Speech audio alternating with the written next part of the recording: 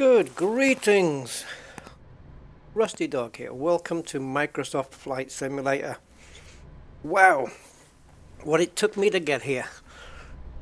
About 5 different restarts, 3 different attempts at downloading an update. Oh my god. Anyway, and on top of that, I'm not even flying from the airport I wanted to fly from. I was supposed to be Munich, but the weather system got all cocky with me. It was grey skies a little bit, then I had to reload MSFS again, then it was absolutely peeing down with rain, grey skies, visibility was crap, so I didn't really want to fly out in that weather, and so I thought I'm not going to play around and try and load it in again in 2 minutes and see if the weather's sorted itself out. And so here we are in Nuernberg, and we're flying to the same destination, Copenhagen. We are flying in the 737 Boeing 800, and we're going to be doing a full cold and dark startup. Today's flight will take us up to 30,000 feet. We have 110 passengers, 6 tons of fuel, 2.75 tons of cargo. Ooh. And the block time is 1 hour and 38 minutes.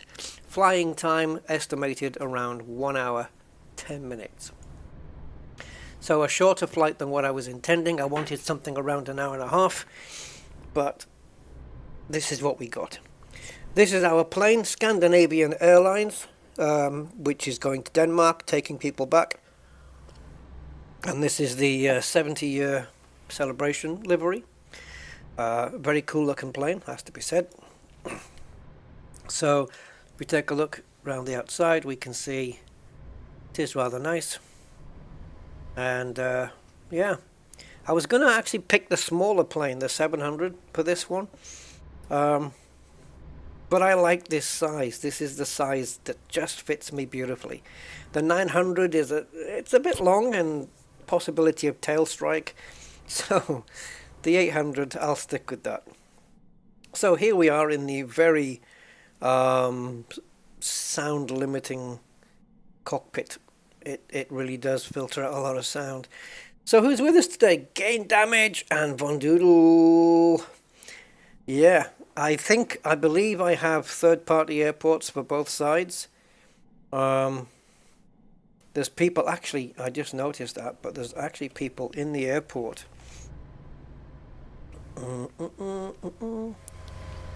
Yeah, there's people having a wander around, and I've just seen that I need to put VSync on this. It's really tearing up. So, but anyway, yeah, what it is, since I've reinstalled new graphics drivers, like from absolute scratch, I uninstalled my old graphics drivers, like totally, like there was no trace at all that they existed, and I put the new ones in. I've cleaned the registry. I'm trying to fix my flashing issue in Elite Dangerous, and I don't know, I haven't seen any flashes in Elite so far, but I've only been in the hangar, so I don't really know. But the VSync option that's normally on isn't.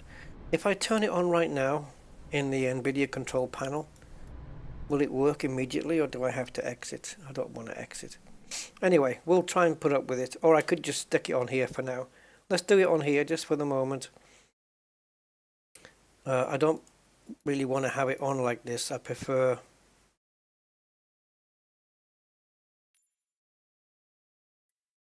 the one in the Nvidia control panel where it has a fast option.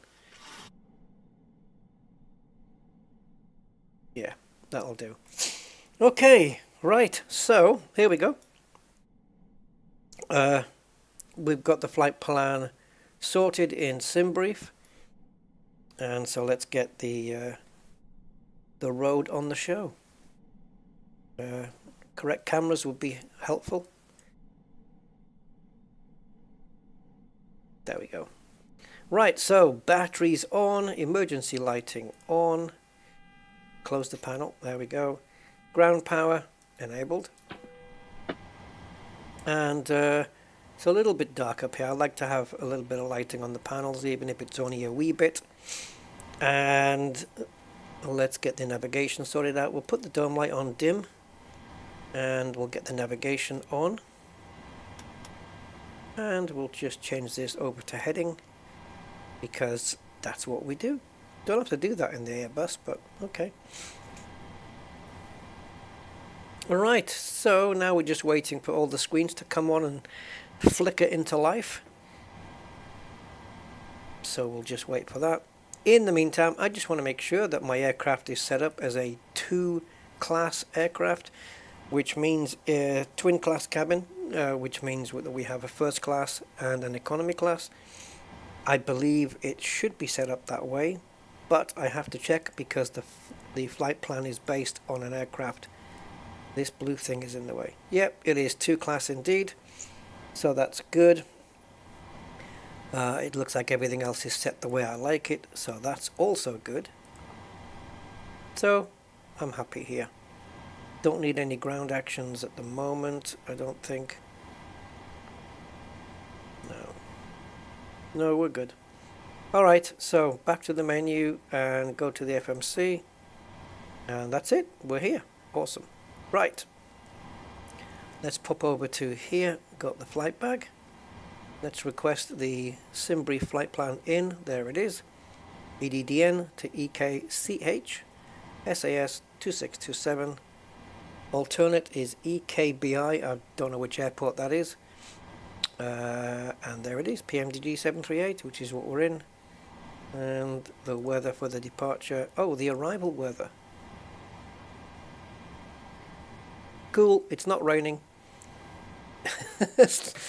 Yeah, I don't mind rain, I quite like rain, but, you know, bad visibility, taking off. So, this is the flight plan, guys.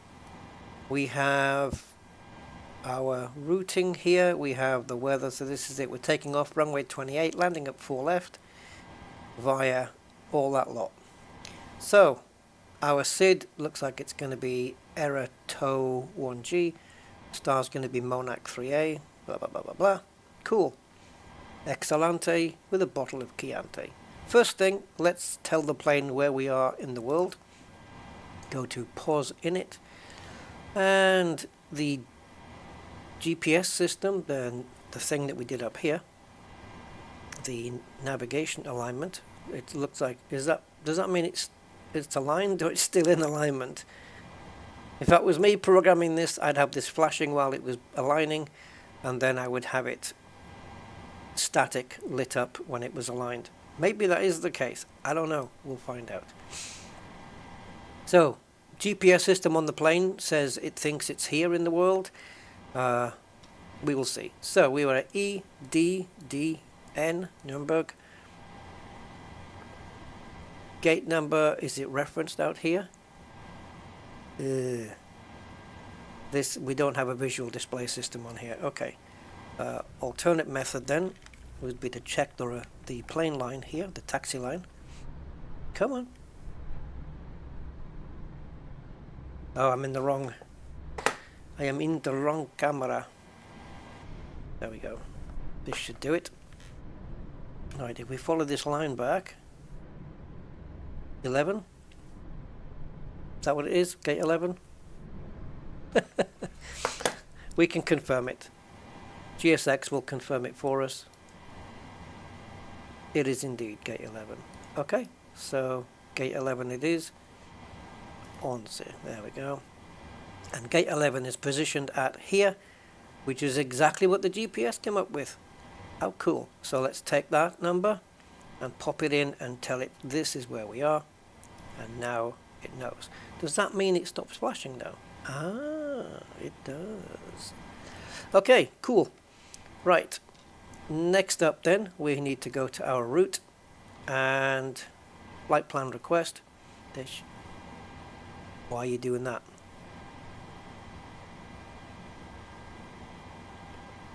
Come on, we've got the Simbrief thingy in. Oh, I know why. because there's writing on the scratch pad and we don't want that, so we've got to get rid of it. Right, flight plan request, and we want the SimBrief RTE one,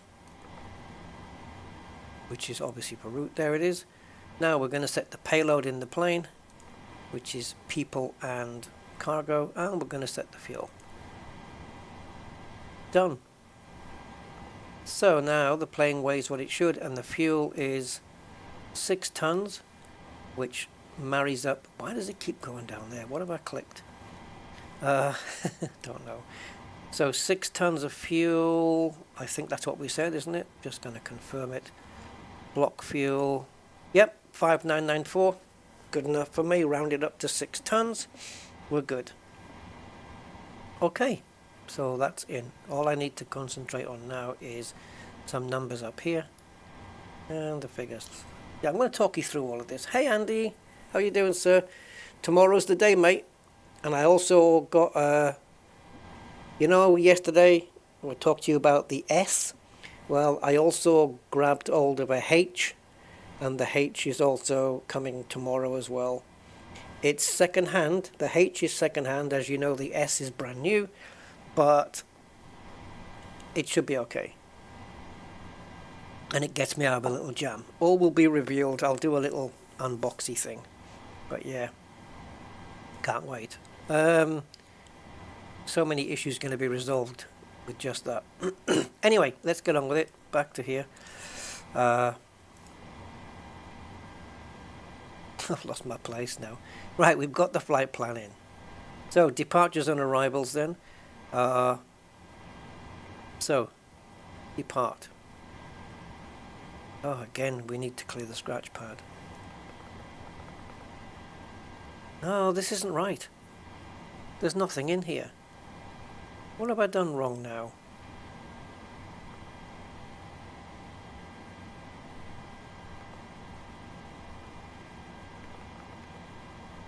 Oh, I didn't click on the... Okay, I know what I did.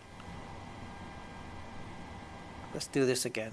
Set payload, set fuel, and... Isn't there a thing that we have to press?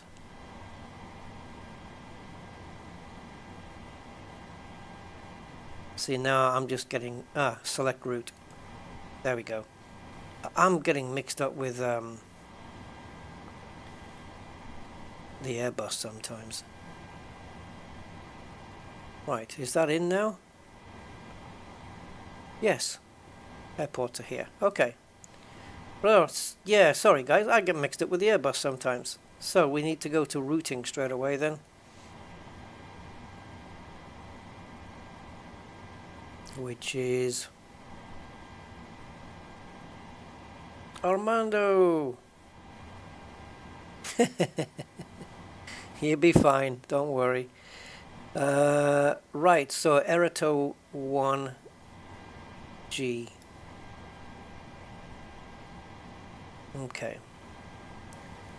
So, there we go. Eret 1G. No transitions. That's good. And arrival is... Wait a minute, that wasn't right. Departing runway 28 via Erato 1G. There you go.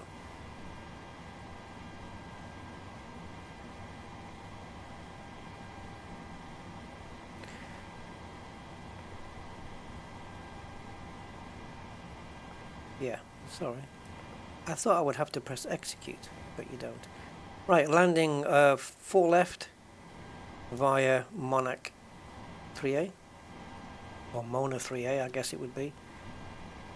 So ILS 4 left via Mona 3A. Are we transitioning via CAS? No, we're not. So we're going to leave that.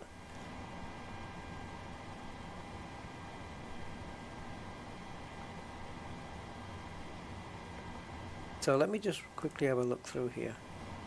Yep, it's got it in. But it's weird.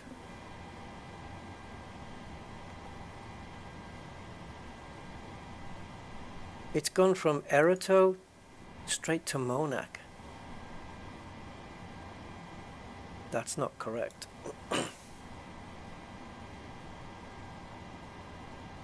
It's missing out this and this.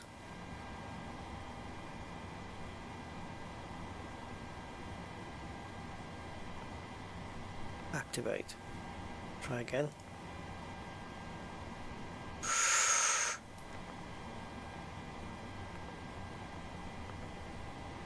God, I feel like just clearing this out and starting again.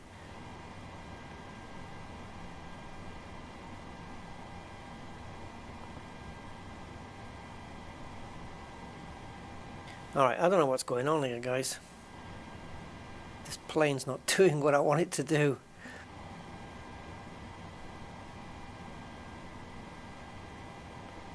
Let's go again.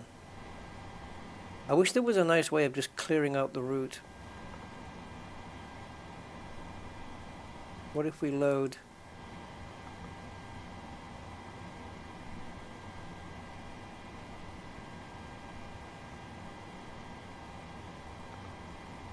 Well, I've never been in this position before. Normally this is the easiest part of the flight.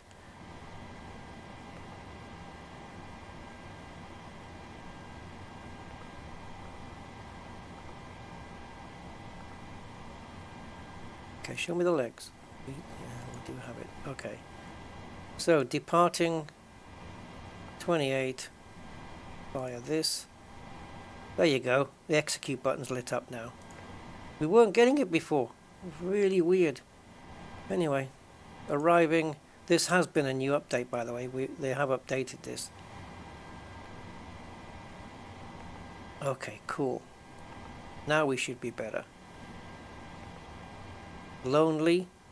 Oh, I'm so lonely. And Rosok should be here as well.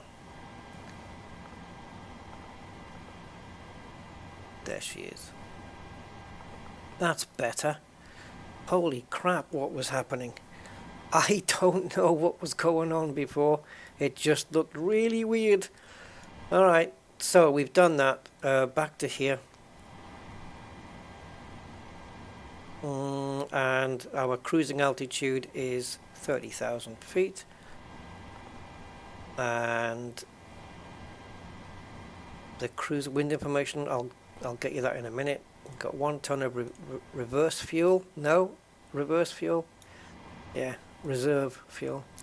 23. I knew it was 23, but still had to go up and check. And the zero fuel weight with everybody on board is that. Transition altitude, is it 5,000 feet? Maybe. Maybe not. We'll check it. What's the other thing I wanted to put in? Oh, the cruise winds. Okay.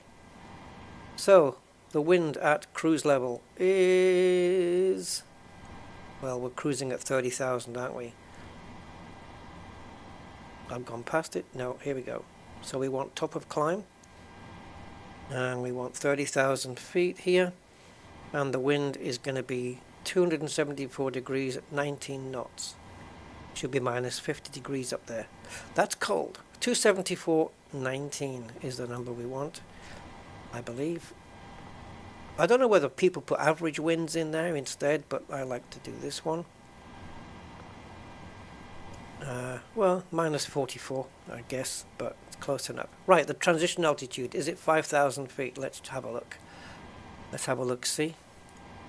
We'll go to Navigraph, go to the departure, and we want, let's go to one of the SIDs. Hello. And we want Eroto 1G, right? That's ours. And yeah, it got it right. You can see here, transition altitude is indeed 5,000. You and your pasties. Don't, I have to stay away from that stuff, man. I've just been eating dry crackers these days. You know the Ryvita stuff? Been having that, but dry, but with like tomato or banana, sliced banana or cucumber on it. I might try all three. Ooh, banana and cucumber. Ooh. I'm not pregnant, but I might give that a go. Anyway.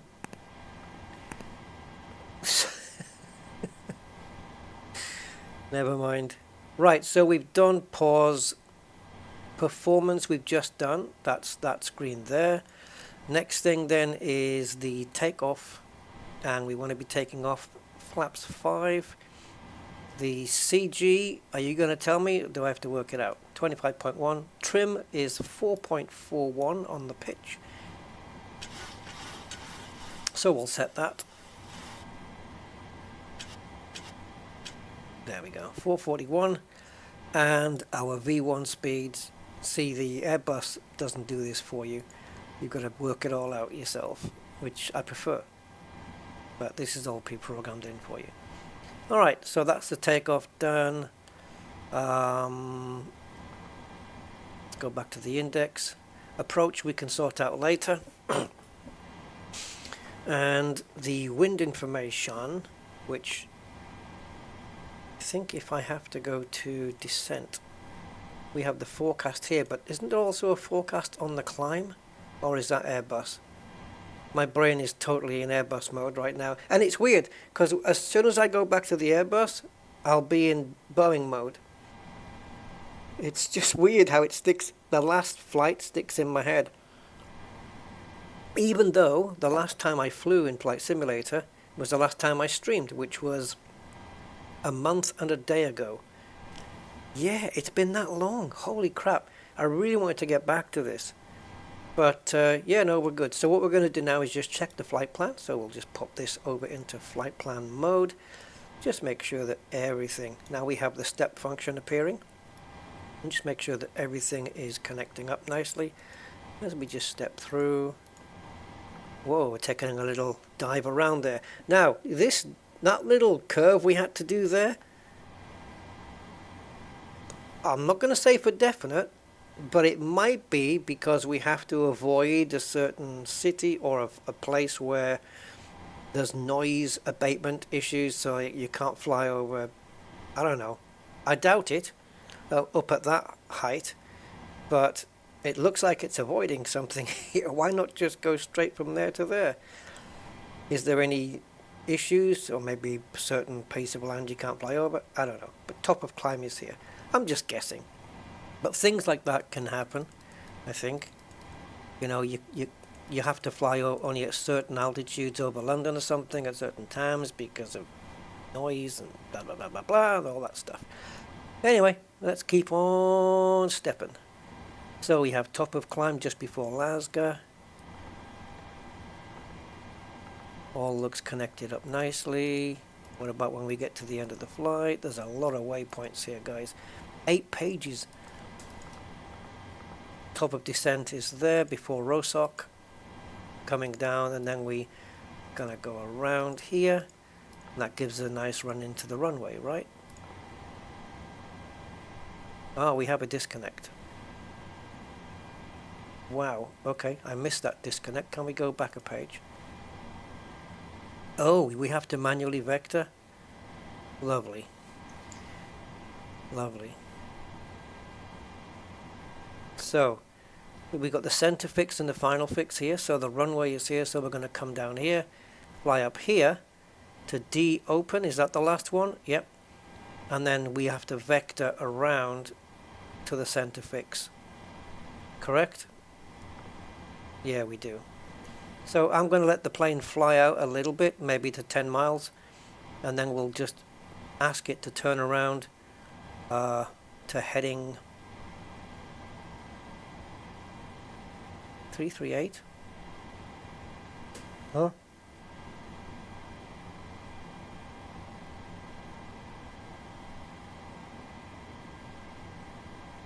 How are you working that out?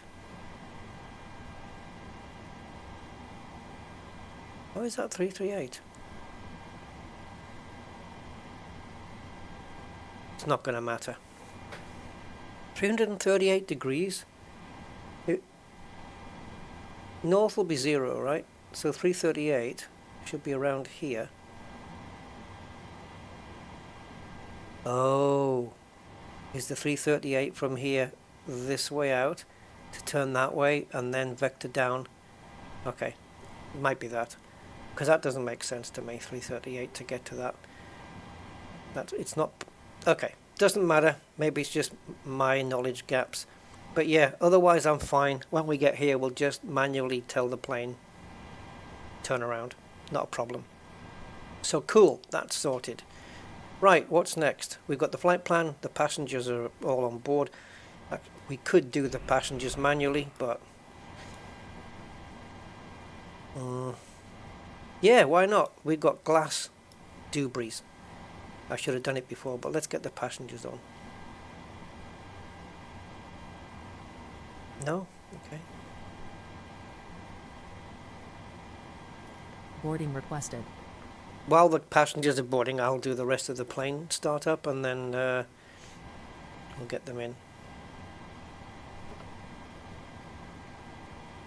All right.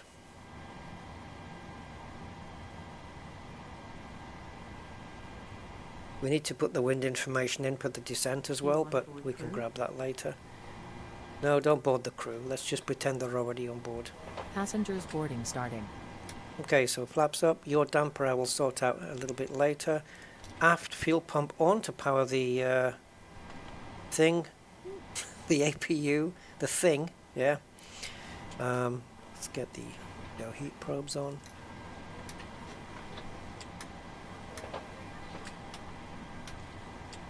And we'll put the hydraulics on, because if we don't, it's going to be a problem. We'll get that bleed on as well. We'll put the valve to auto.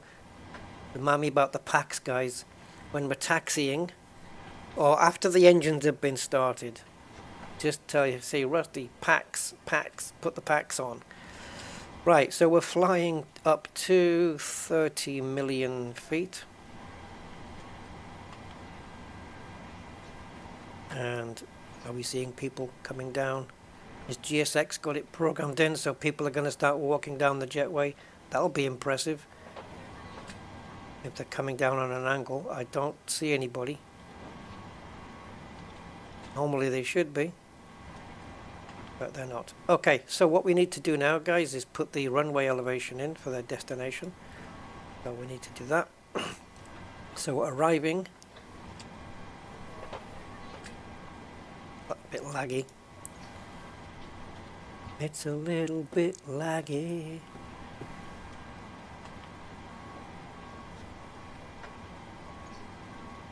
Come on. Right, so we're coming in via Monarch 3. It was 3A, wasn't it? Yeah. Monarch 3D. Was it Monarch 3A? God damn you. Yes, it was. Monarch 3A. Okay. It does make a difference. So yeah, so this is the Monarch 3A star. The arrival bit, that bit. And let's have a look. I want to just check the trans level by HTC. Awesome, thank you. You really should give me one though, like what it would normally be. And then if HTC give me a different one. So Monarch 3A. I can't believe they're not giving me a... Maybe there is one somewhere. Let's have a look at the airport information.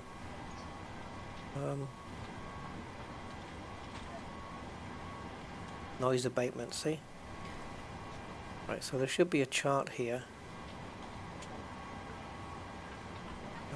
Which one's it going to be? Doesn't show it on here, but on the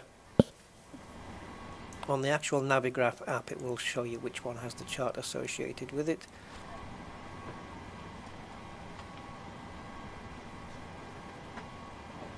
What are we coming in on? Runway 4 or something? 4 left? This one. Okay. Got the elevation there, but we'll get it. Right, so final approach then. Runway 4 left, ILS.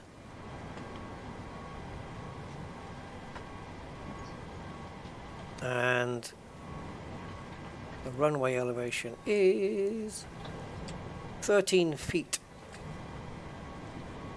Touchdown, 49 feet. What? In? 13. Well, I can't really get to 13 on this, but I can do 10. I can do 50. 50 is further away than 0, so I think we're just going to leave that at 0 because it's the closest I can get to 13 feet. Okay, decision altitude, the time at which I'm allowed to bail out. So I think we are category C, right? Guys, Boeing 737, is it category C plane? I think it is. Yeah, 222 feet above the 13 feet of the runway is 235, so that's what it's going to be, 235. We'll need to know that for coming in for landing later.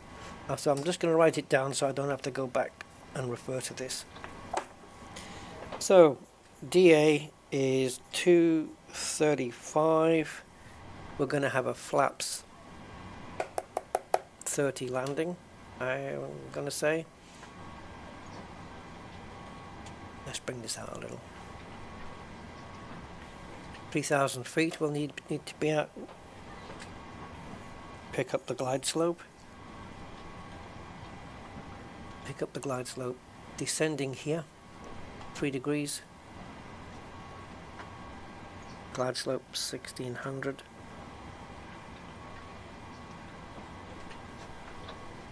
That's going to be interesting.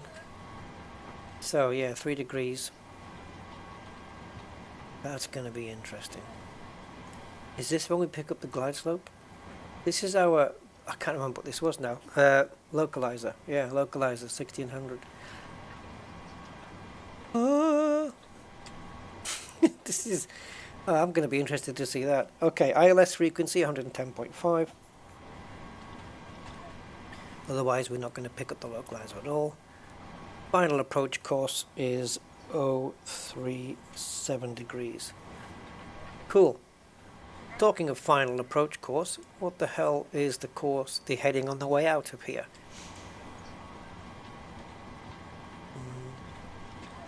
So leaving here, it's only one runway, this airport, it's quite small.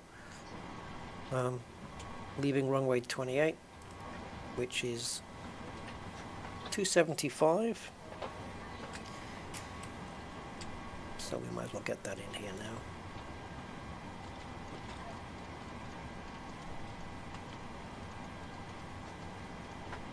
Both sides.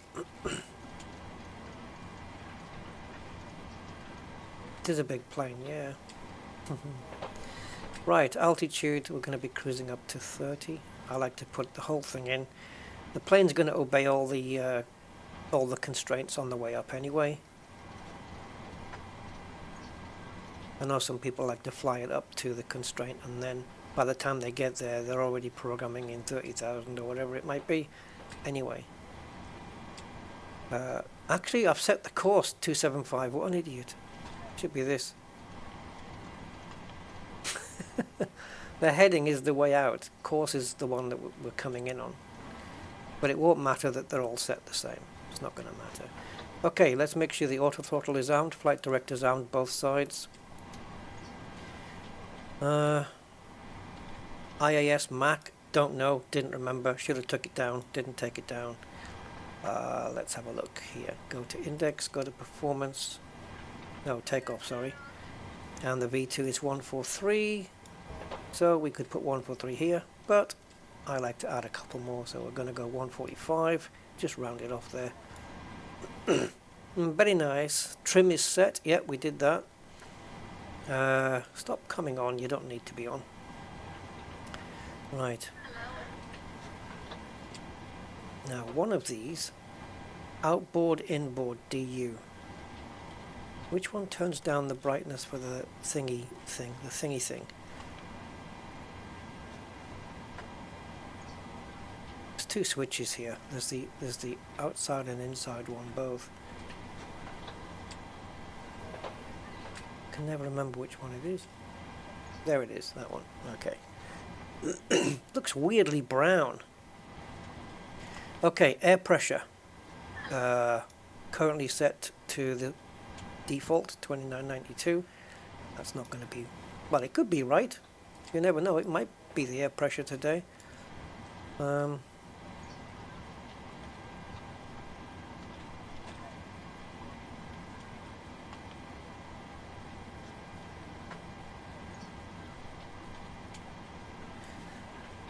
Anyway, let's check it just to be sure.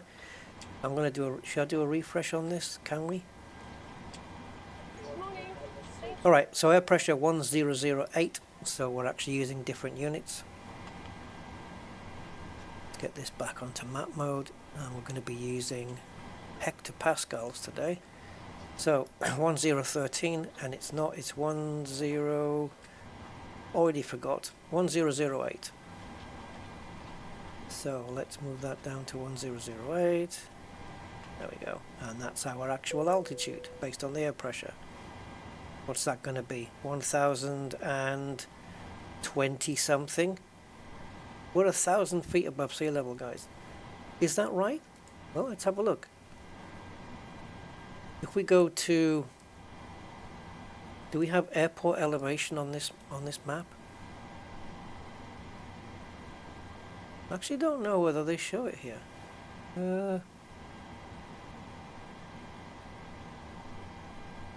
Yeah, they do. They show it on the runways. You can see, look, elevation on runway 28 is 1,044 feet.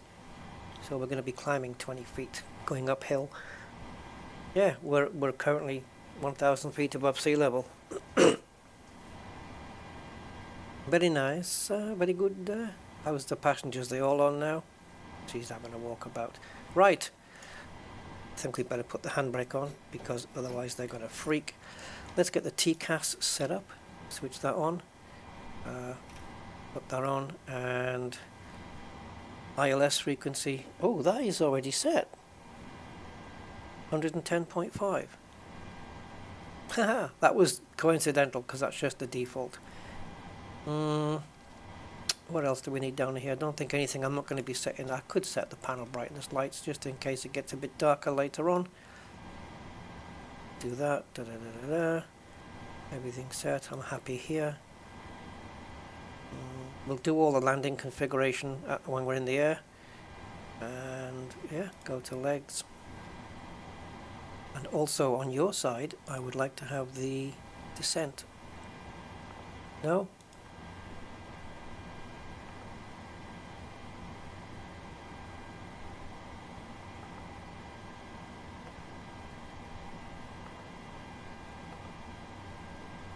Well, you took a time to get there, but there we go, we got it. Alright guys, I think that's everything. We just need to start the APU now, I think. So we're going to get the wing lights on. And I'm going to put that one on as well. Am I missing anything? Seat belts. Stewardesses. Pinged. The APU, let's get it started. We only need one fuel pump on for that.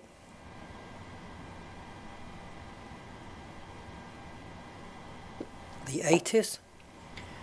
I could, but I can only listen to it for about 30 seconds and then I get bored. Let's have a look.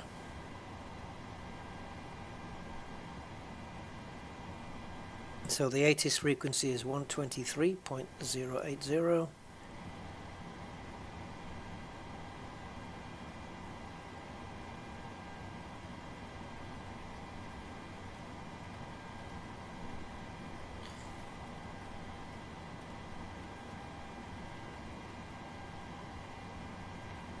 we go.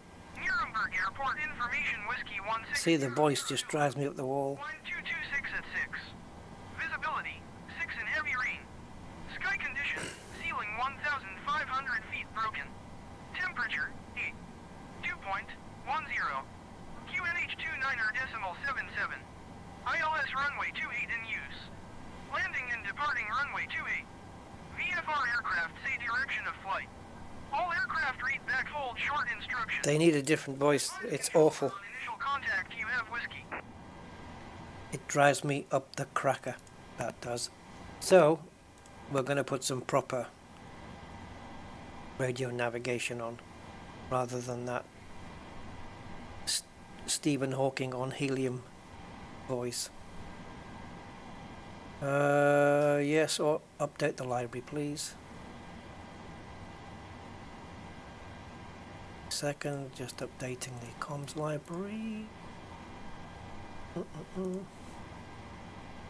Yeah, the thing is, the voice, I don't know, I had it set on something different and I can't get it back anymore. The voice just sucks. Like ATC text-to-speech settings, it's offline.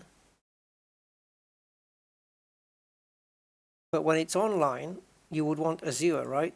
Because there's no other option. Oh, offline and off, two different things. Okay, off.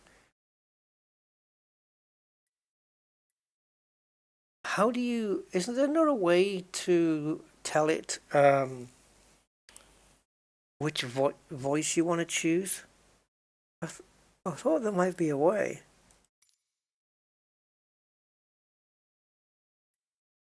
No, these are just avatars.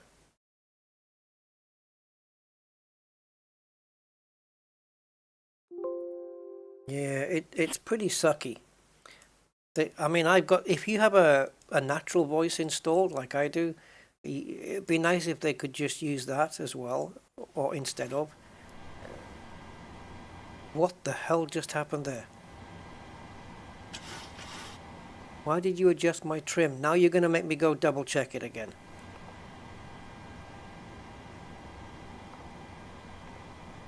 $441. What the hell did I click to make that move? It's a good thing I checked. Alright. APU started? Yeah, she's fired. She's up. Okay. Right, I guess we can get pushback. Now, to get to the runway, it's over here, so we're going to go nose left. The runway 28 is this baby here. I can't zoom in anymore, unfortunately. So we're going to go nose left, follow, and then we can just merge onto here, this taxiway, take this taxiway, follow it to the end, and we're good. Seems simple enough. As long as we know it's nose left, that's alright. Well, that's alright, isn't it? Yeah, Elvis, back in the bin. Right, let's get the other fuel things on board. We're going to transfer the power over to the APU now, which can now release the ground power. And yeah, we should be good to go. We've got, this is our voltages and amps on the APU, which is looking good. We don't have anything on the engines yet, as you can see, engine 1 and engine 2. But I'm going to start engine 2 first, so we'll leave it on there and then we'll see when it kicks in. Your damper, you can go on now, stay on, don't go off. I know you've got to have it a clicking off when you like. So, anti-collision or beacon light, which tells everybody that the engines are about to start. So, right, Jetway, you can go now. Why has he got his wipers on? It's not raining, is it? I'm not getting any drops on the windshield, so no. Right, let's get the Jetway put away. And also we want to request pusher back. Yes, release the ground power, please. Bye bye. We could have done the whole thing with getting the baggage on board and all of that stuff. Why isn't the door closing automatically? We could have done all that, have the baggage come and do the whole thing. We could have done the refueling. Why isn't my door closing automatically with the Jetway? Yeah, that sucks.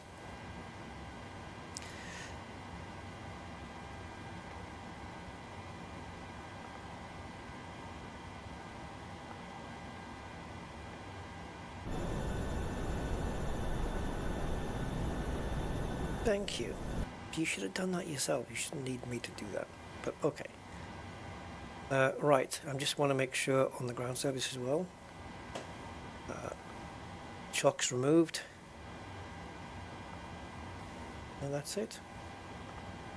Let's get, now, as you can see, the plane does have its own pushback system, but I prefer to use GSX.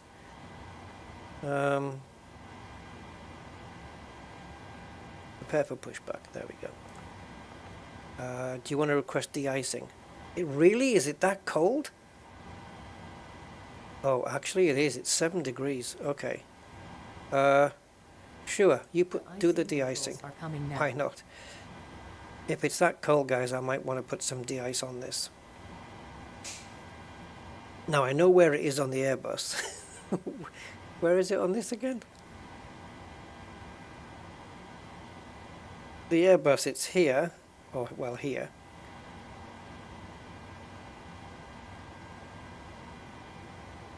Refresh my memory. Ah, here. It should be, of course, it's next to the heat probes. Yeah, so we got the wing anti-ice on and the engine anti-ice on. So we're just going to get a quick de-ice on the wings. It's because it's less than 10 degrees. Anything under 10 degrees, you want to be putting on your de-ice. So yeah, this kind of makes a bit of sense. So we'll quickly get the wings sprayed with the de-icing stuff. Yep, type 1 fluid. I don't know what the difference with the types is. Concentration 50%. You begin treatment now and observe fluid type 1. Again, I don't know what. 50% coolant or heatant and 50% water, perhaps? I don't know. I don't know enough about this. It reminds me of car coolant though, because it's 50% coolant, 50% water. I'll check. The 2977 though, Armando, is a different set of units.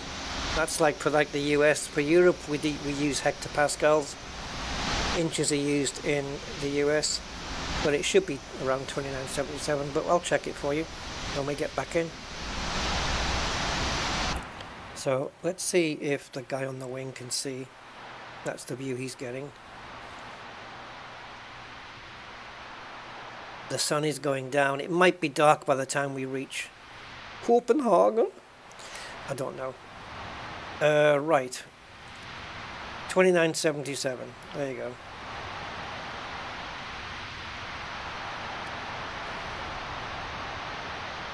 Now come on, because we're burning fuel here with the APU running. We've already burned 10 tons of fuel, so out of one engine only. Might want to take some from the other side. Are you done? Come on, out the way. So where we're going, guys, we're going to go down here, right? Down here, and then across the taxiway here? I'm disconnecting. No, that's the runway. Right, so it's down here, merging here. I was going to say, that didn't look right to me. Jeez. Yeah, so down here, merging onto here, and across the taxiway, and then down onto the runway. What the hell's that? Is that say Buzz? Yes, it's got a B on it. It's got a B on the tail. Please stand by for engine start until push completed and brake set. That's so cool. Right, I've already got it in my head to enable the packs. Okay, so... Hello Captain, we are ready for pushback. Yeah, you're ready, but I'm not. I need the Nuernberg tower frequency. Thank you. Nordic 164, turn Nordic 1380, and stand by short and high across the traffic left right. Nordic 164,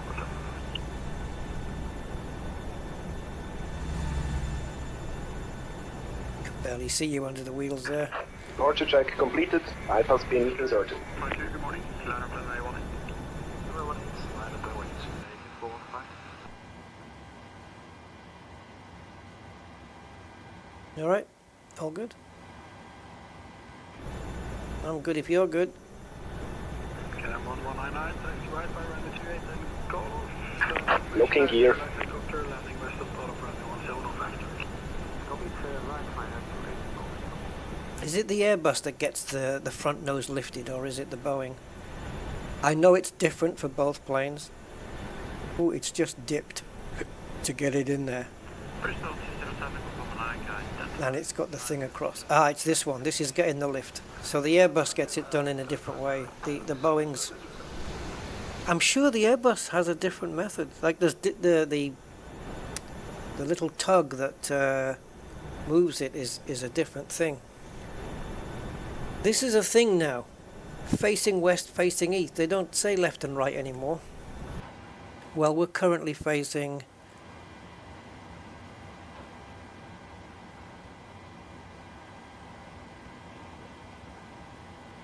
south. Scandinavian 5, 905, contact 135 in 1675. 35675, Scandinavian 595. So 270. Yeah, it's west. We want to face west. Release parking brakes. I hope I got it right anyway. Parking brake released. Commencing push. Due to icing conditions, please stand by for engine start until push completed. Yeah, because it's right. I don't know why, but because the de-icing conditions, we normally would start the engines right now, but we can't. We have to wait until the plane is in position. Please turn me to the left. 257. Please let west be that way. Oh, buggeration. How did I get that wrong?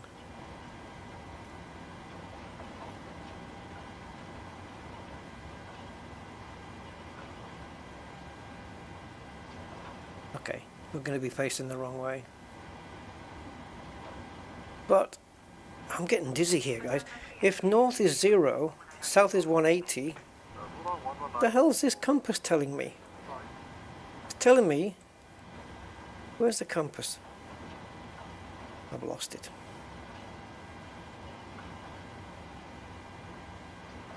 Right. It's telling me that 200 and... Oh, it's moved now. See, west is that way. See? Where? No, we're pointing west. Oh, God. I did get it wrong. Doesn't matter.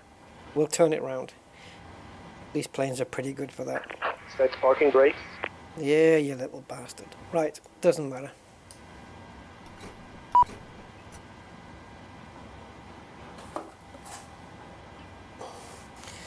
Have we got room to move it round? 375, 20375. Oh, there's a Euro wings there. Okay, so if we go back as if we're going into 11 again, we just turn it left and then we just swing it round. We should be able to do the turning circles on these things are really pretty good. Are you waiting for something or what? What are you waiting for? Oh, waiting for confirmation of engine start. Okay. Right, let's get the engine on. So, engine number 2 starting first. So, again, as usual, we'll wait for the N2 to reach 20 and then we'll inject the fuel into the thingies.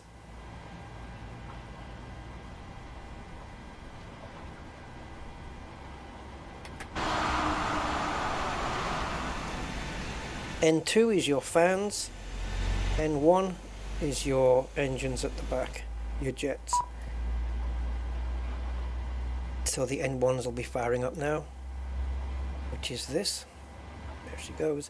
And also, when it's online, we should get the volts and the amps on engine 2.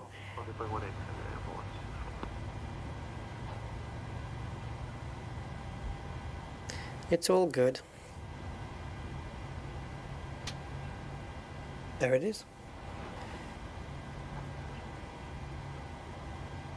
And now we're going to do, and I just heard the switch flick as well.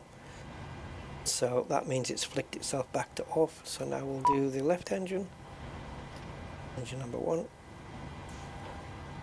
Scanner 4164 Tower, good afternoon, line up runway 18. Line up runway 18, 4124. 18, 19, 20.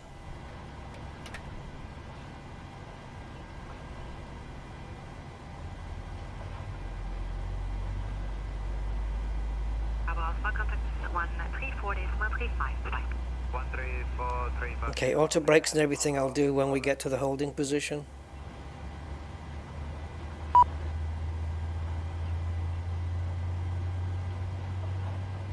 Okay, looks like the engines are kicking in quite nicely. So I'm going to confirm it. I'm going to say that's good. Cockpit to ground. We have a good engine start. You can disconnect. And now what we can do is get the flaps onto the correct position. Flap 5.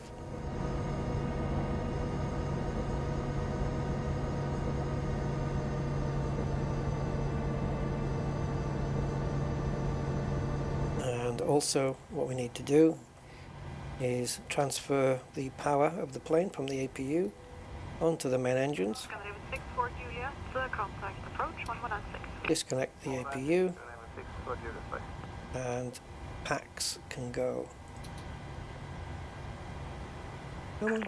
Tow truck disconnected. Bypass pin removed. If we don't put the packs on, the passengers will asphyxiate Clear, right and is die, clear. just like what they did last time. So, no orange lights up here, which is coolio. I'll turn the anti-ice off once we get up in the sky. We should be okay after that. So, taxi lights on. Are we clear? No. Give me a wave. Give me a little wave. Thank you. Bye-bye. You might want to move because I need to go over there now.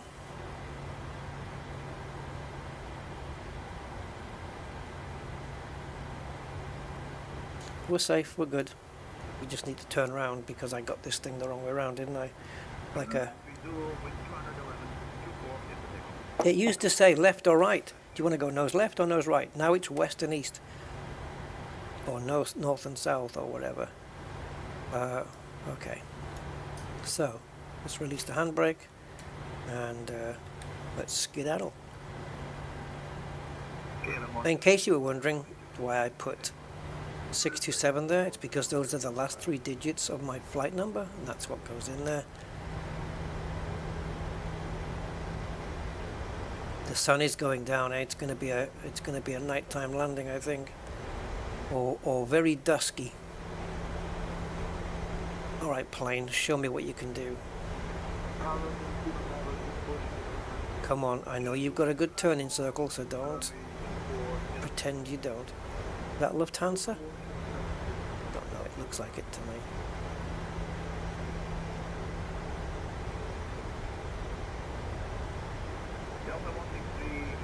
Can't believe I got this the wrong way. Let's get FS Realistic running as well, eh? Get some extra sounds. The thing with FS Realistic is you get the like when the plane lands, the sound of the wheels hitting the ground can be really noisy, and it sounds like I've had a real bumpy landing.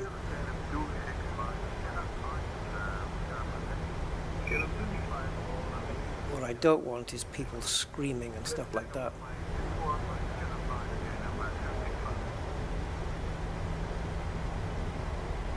So we've got FS Realistic running, we've got the ATC Chatter running. Good.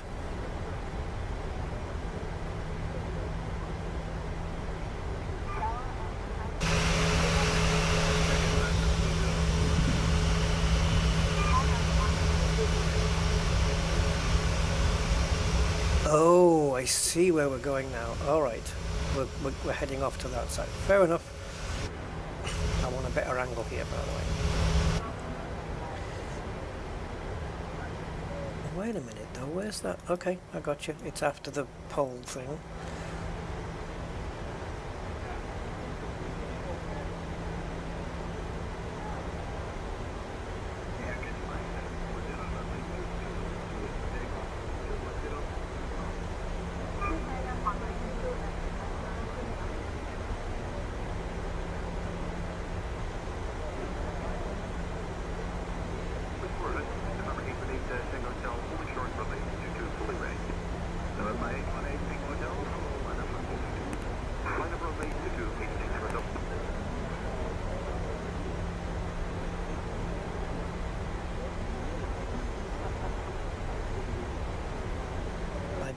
on the correct taxiway here. Because if we're not, then we're doomed. Aye, it's the right one, all the way up to the end, and we're good. Want to get back in the middle at some point? Bumpy, isn't it? Got a few bumps on this taxiway. So hold on, that's where it is for my wheel to be centered? No.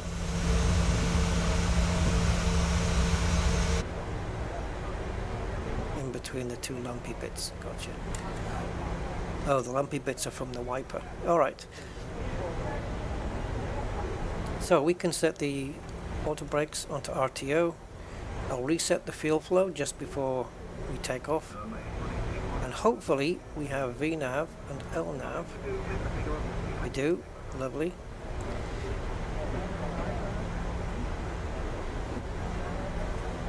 So we need to set the decision altitude and stuff. We'll do that later. 235 I think it was. 235, 110.5 for the ALS frequency, and the inbound course was 037 from memory.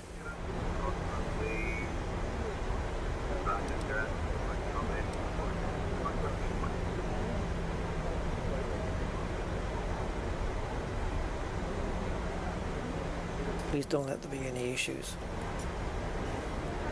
Okay, so landing lights on. Last minute check. 30,000. APU bleed doesn't really need to be on anymore. Yeah, everything looks coolio from here. Engines 24, 46, 115. 24, 51 and 115. Oh Jesus, my handbrake must have gone on and then off again. Alright, flaps are set to 5. Auto throttles are armed, flight directors are on, VNAV, LNAV on. Heading 275 is set.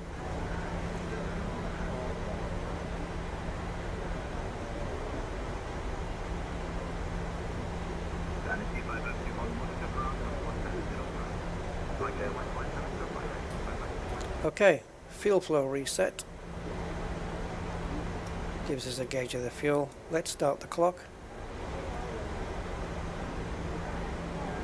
And let's go.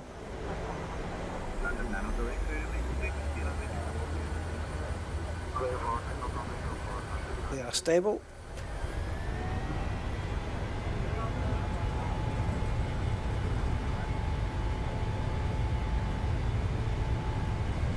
Sunset looks like it's going to be nice. Check.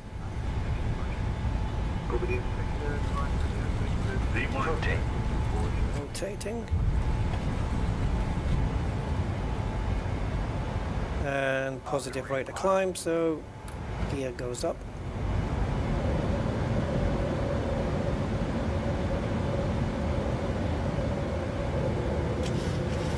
It's gone really dark in the cockpit now.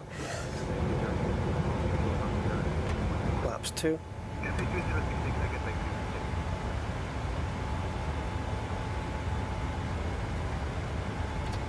Flaps 1.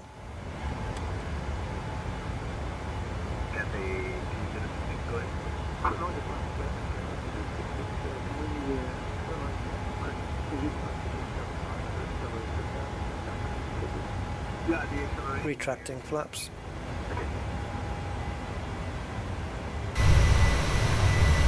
Beautiful. Absolutely gorgeous. Still on manual control here.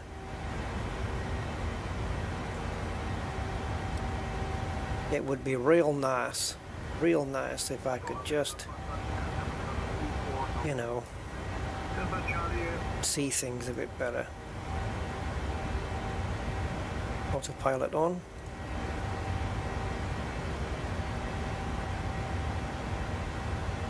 Auto brakes reset.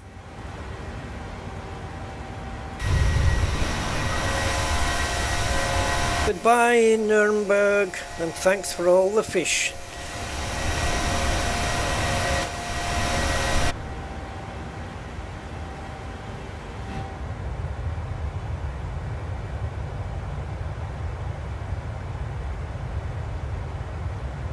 Yeah, the sunset time's like really nice as well.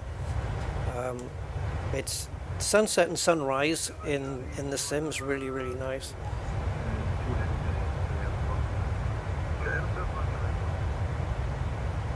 What's the guy on the other side seeing? Has he got a better view? We have another seat? We have another seat somewhere? Here, this one.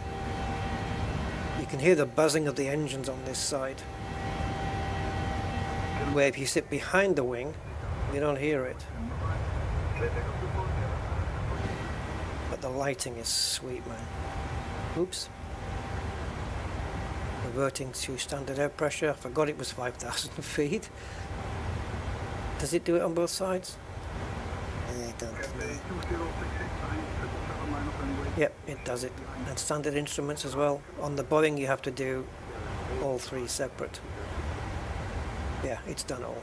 Okay, so standard pressure. And we actually remember, you know, yeah, we did. We actually remembered to start the clock.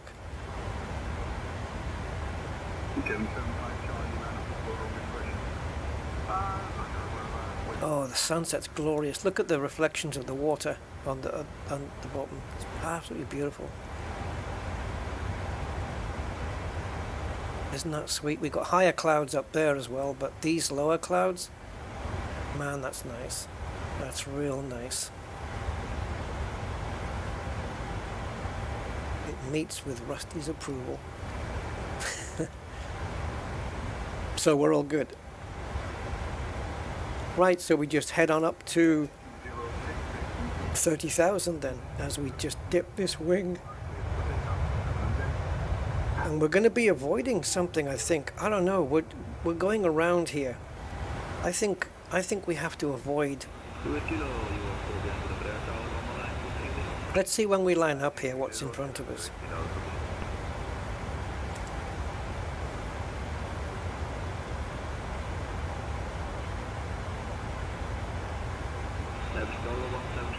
I don't know. I'm not seeing like a city or anything.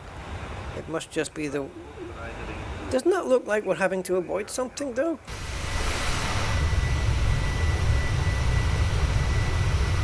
At least I expected it to be like a city or something, but there's nothing here. And I can see it's just rural area. That's a wind turbine there. There's 4 wind turbines just popped in. I don't know. No idea what it could be.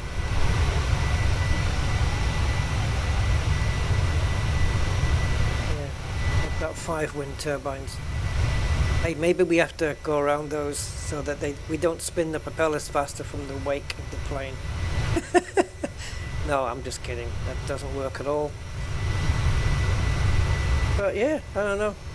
Maybe it's just the way the routing is, I guess. It has to just be that, I suppose. We have a couple of planes up there, look. Scudding around. Now, is the sun still going to be out? What time are we expected to land in Copenhagen? Enable 250 knots at Nesco. Alright, well, we'll work it out. Oh, I hate it when it comes up with that crap. Oh, doesn't it tell me here?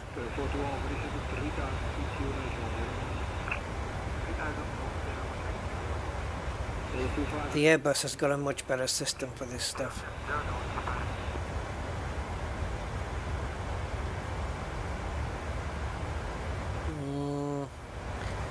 See, on the Airbus you can program in a waypoint and it'll tell you your distance to it. Can you do that on this? So if I come down to the runway, it's not telling me an estimated time of getting there.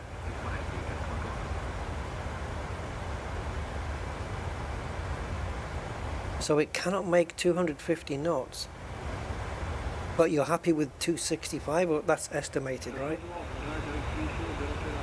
Okay, I think if we just apply a bit of drag, we'll use the speed brakes for that and see if we can make it happen. I'm not overly worried about it at the moment.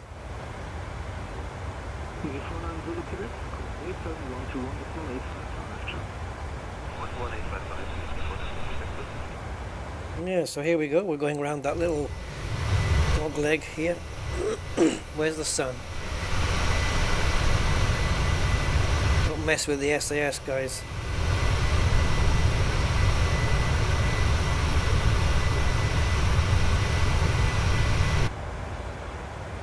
Beautiful plane, really is. I like to have my little yoke down here though, because if I have it up here, this part gets in the way of the MCDU. I can't see it. Yeah, I have to keep going like over here, and no, it's an annoyance, but that's why I want to put it down here, just so it's out the way. Right, okay, so our arrival is runway.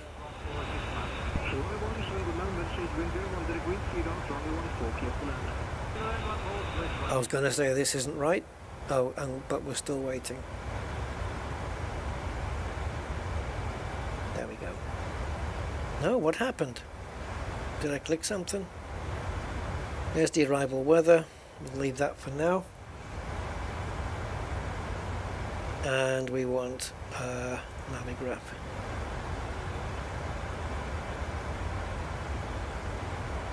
Final approach. ILS runway left. Thank you. So you stay there. And we're good here. Now, I'll tell you what, some of this scenery is really nice. The clouds are just beautifully done today.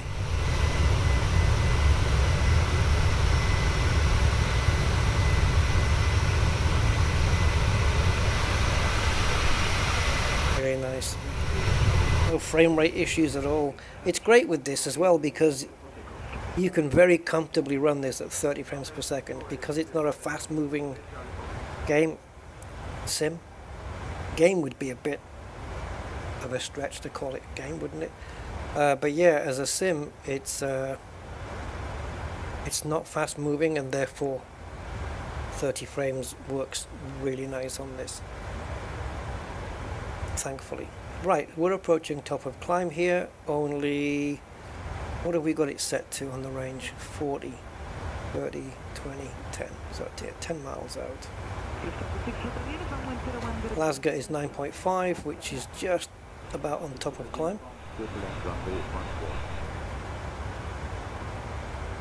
Bing bong.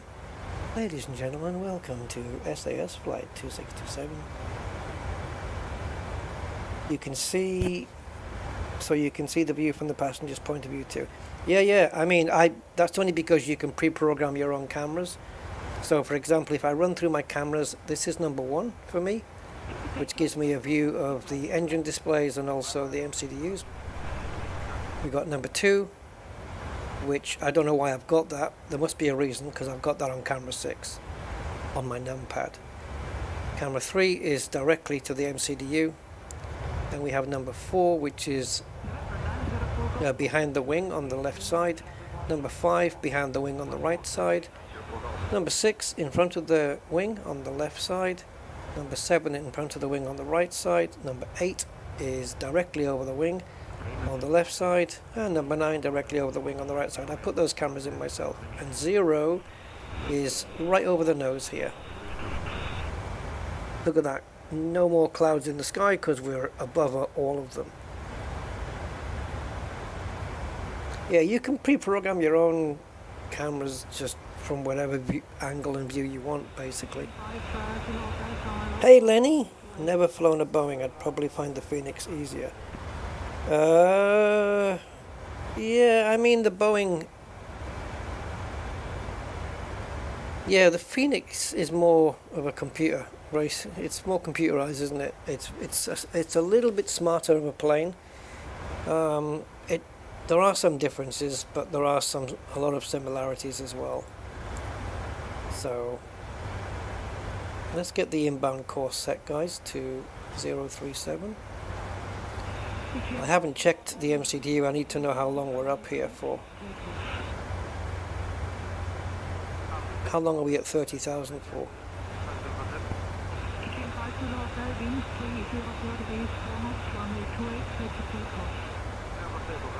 And also when we descend, we want to end up at around 3,000 feet. So we're already at 30,000. Let's have a look here. Right, oh, we're going to be here for a little while. Up at 30,000. Next page. Next page. Next page. So when do we start the descent then? After Tagob. Okay, so we've got some time yet. But yeah, we want to be coming down and hitting around 3,000 feet. So we'll get that altitude set now.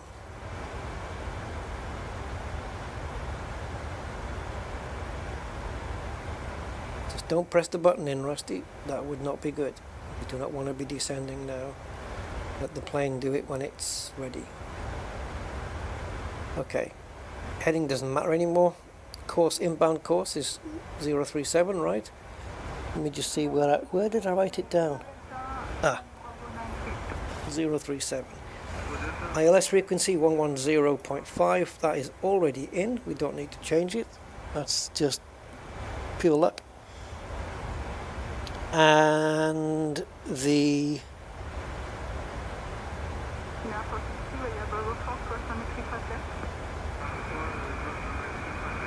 okay, I was trying to figure out why I wrote down a certain number, but I know now. So this is the cruise. So we can get the descent forecast in right now. Well, let's get the winds in. This will command the plane to descend. Right now we don't want to do that either. But let's go for the wind information for the descent. The plane can then just work itself around that nicely. Pretty clever. Bobbing is more hands-on. It is a little bit, yeah. There are some things on the Phoenix though that, well, there's one thing I can say on the Phoenix, and it does have the transition level for the descent, 6,000. Didn't even tell us that on the charts. Yeah, there's one thing that's automatic, or automated I should say, really. It's automated on the Boeing, but it is not on the Phoenix, which surprises me given how advanced the Phoenix is. And also on this I can move my throttle down, my actual throttle that I'm holding, and it doesn't touch this.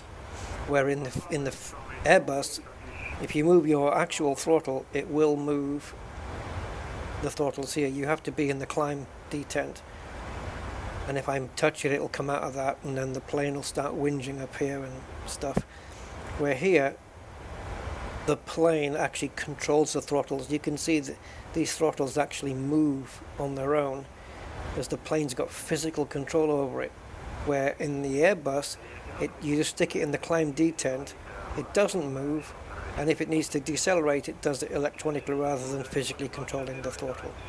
But if I put in here 3,000 right now, which is the altitude I want to descend to, when we get to top of descent, the Boeing will automatically start descending to that. I don't need to press this button or anything.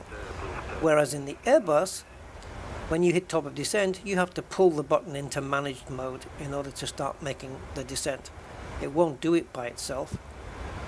So, but on here, it will.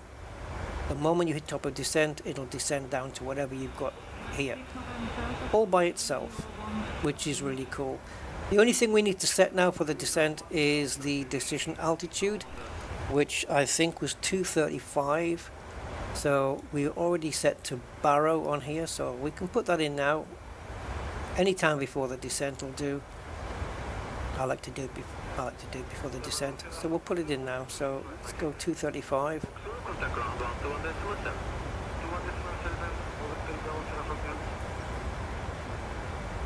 That's there, so 235, that's the decision altitude. Why is that on? Is that supposed to be on? I can't remember. If I hit that, will it cancel the autopilot? No. It wouldn't have mattered if it did. I just didn't know why that was on. That was weird. But okay. Alright, so we've got everything we need. We've got the winds. The winds are in. Let's execute that. So these are all the descent winds. Your direction and wind speed on the way down. 25,000, 15,000, 6,000. Transition altitude 6,000. I'll remember that on the way down. So that's in. So I don't need this screen anymore on here. So what would be useful on this? I don't know.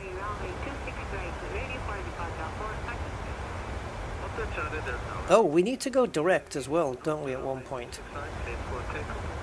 We need to change... Yeah, we can... Okay, we can do that on the legs page. It's not like the Phoenix where you have to go direct and then tell it which waypoint you want to go to. On this one you don't. You just move it up the... up the screen and it'll go to it. So we'll do that. Also, I want to brighten up this panel because it got really dark here on takeoff, and I want to not have that at any other point in the flight. So 18 minutes 20 seconds since we powered the engines on the runway for takeoff,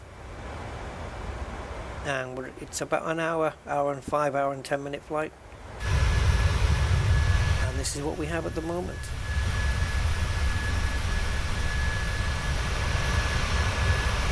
Where's my drone camera? Yeah, I thought you'd be doing something really weird. Let's reposition this. Reset.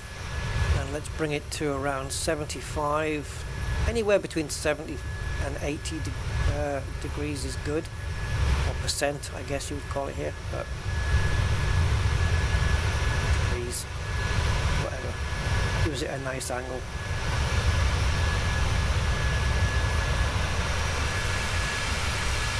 Do you ever look at this shape of this and make it like it's a little dog, a little puppy with its nose and its head? Anyway, or is that just me? Yeah, look what it says on here. Turid Viking.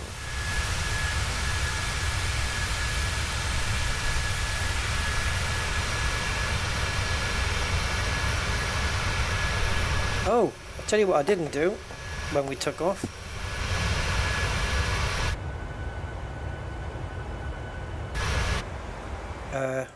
The landing lights. I've had them on all the time. They can come off. I don't mind leaving the runway lights on because we'll need them the moment we land. Cabin pressure is nice. So we're at 30,000 and the passengers are experiencing a cabin pressure of 5,000 feet.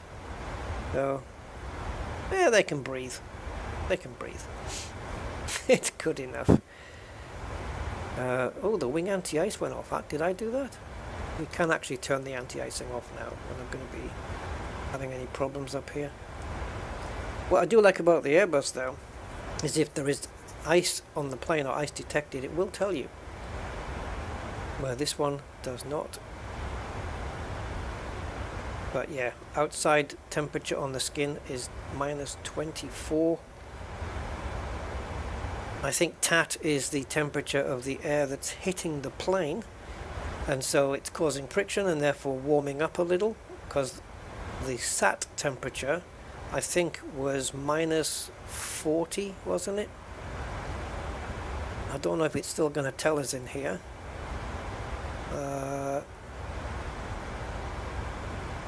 No, it was here, wasn't it, on the performance? Hold on. Yeah, minus 44 outside air temperature. So that's what it is. That's the air that's rushing past the plane but not touching it, minus 44. But it warms up to minus 25 if it hits the plane, because again, it's what I said the word is and I've forgotten. Friction. Yeah, right.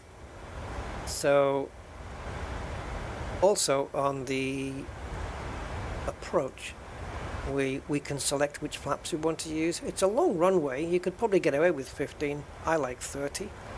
So I'm going to select 30 and pop it into there. That's been decided now. There's the ILS frequency on the course, just in case we didn't know. It's got that. Length of the runway, 3.6 kilometers, really long enough for this. And a wind correction of plus 5 kilometers. Currently we are gross weighting at 58.8 tons. That's nice and heavy.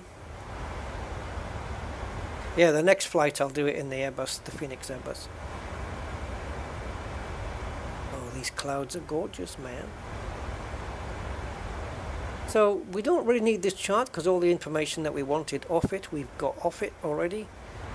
I believe the Boeing is Class C. If it isn't, please someone tell me, but I think the Boeing and the Airbus are both Class C aircraft. So this is ours. Yeah, I think so.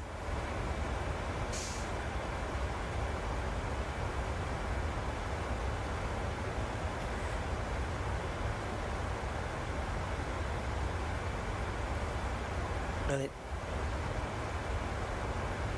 Oh, it's got transition altitude 5,000 here.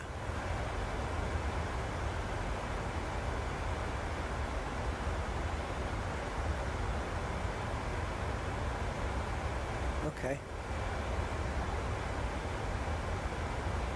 I'm going to correct the... Really? Oh yeah. Sorry, I was thinking this one was the one with the 1,000 feet above sea level runway, but it isn't. That's where we took off from. Okay, that makes sense now. So where did it say it was 6,000? Because it's not. Where was it putting that?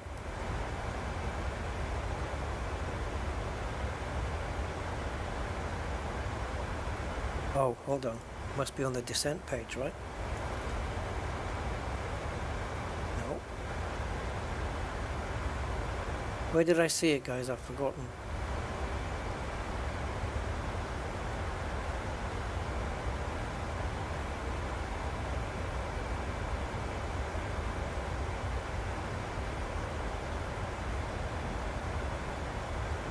It's not going to be here. I know there's one there, but that's not the one. Where did I see the friggin' thing?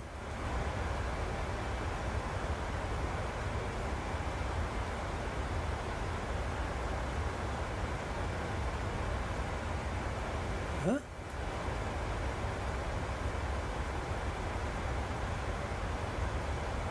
It said flight level 6,000.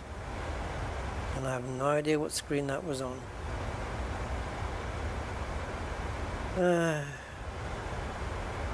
Isn't life wonderful? Well, I'll just transition at 5,000 anyway, regardless. If it whinges at me at 6,000, I'll just ignore it.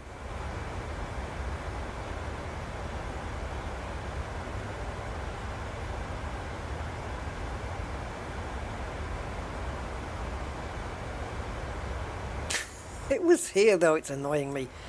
Let's put the legs on this screen so we can see what's going on. It's annoying me, man.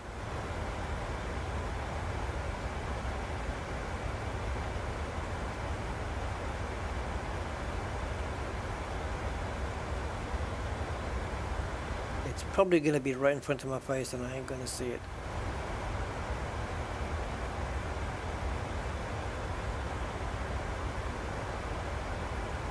I can't believe that it would be anywhere else except either on the approach page or the descent page.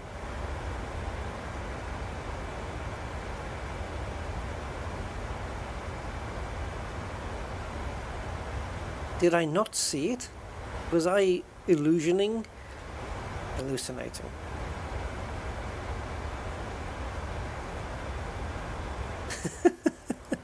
Where the hell was it? I feel like going back on my stream and having a look. Yeah, I thought maybe approach, but index, approach. It's not And even if I look twice, it's still not going to be there. This is our GPS status. And again, what I like about the Airbus is it tells you how accurate your GPS is at any given time. That's really kind of cool. I like that.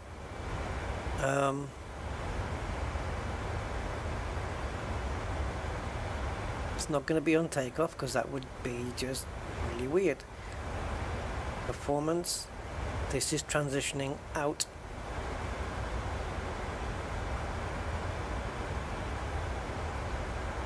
This is for leaving. Could it be on a separate page? There's only one page on the approach. Descent has got one page. Nah, nav data. I accessed it from here.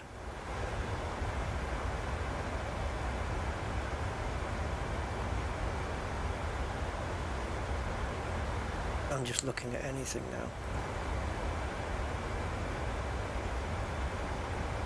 Oh, it's driving me up the wall, this. I'm just pressing all the buttons. These are our engine limits for all the different phases of the flight. Go around, climb, cruise. Not sure what con is. Continuous, maybe?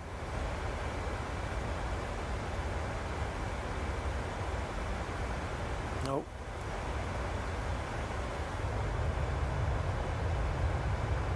I don't like to stay in this view too long either. Look at the scratches on the glass as well. That's kids playing with their toys. I'm going to have a look on my stream. See if I can see.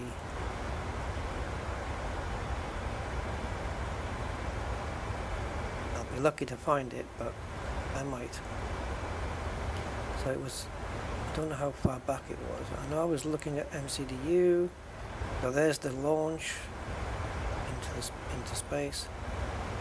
And then I think it was before we went through the cameras.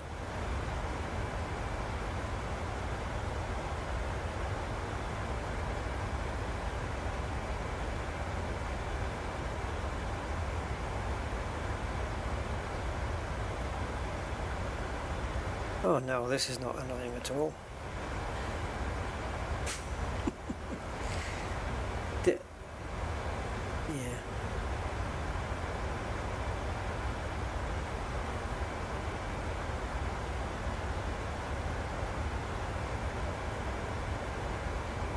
Okay, I'm just watching myself go through it. There, you little bastard! It's on the wind. It's on the forecast, the descent forecast, which is on the descent forecast. There it is. You little shit! You little shit! Yes, 5,000 feet actually.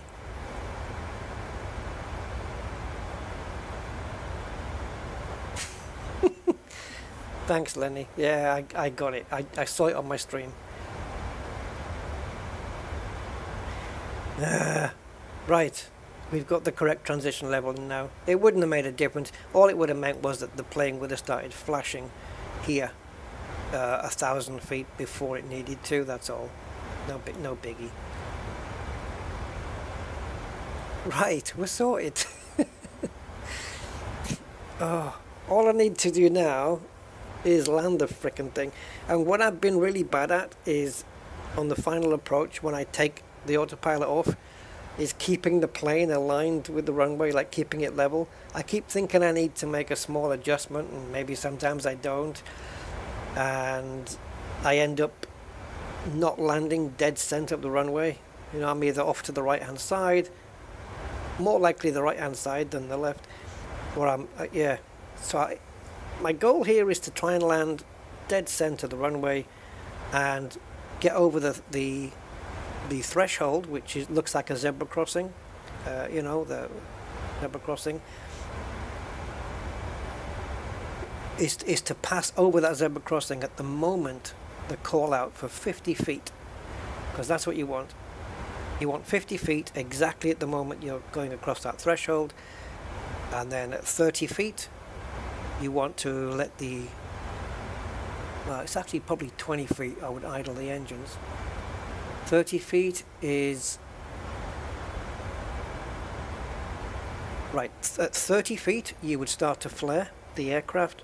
20 feet you would drop the throttles to idle and then just let it fall, and we're good. It should just float onto the ground.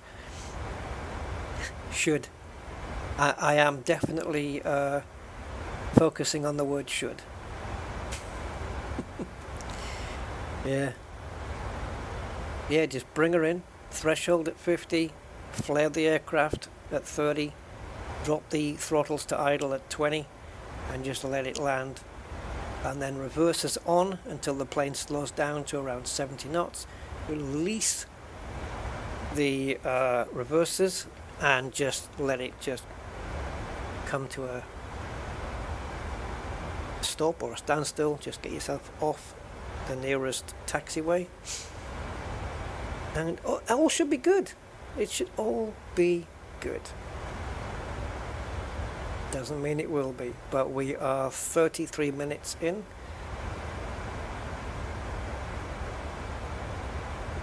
And so far, everything looks dandy.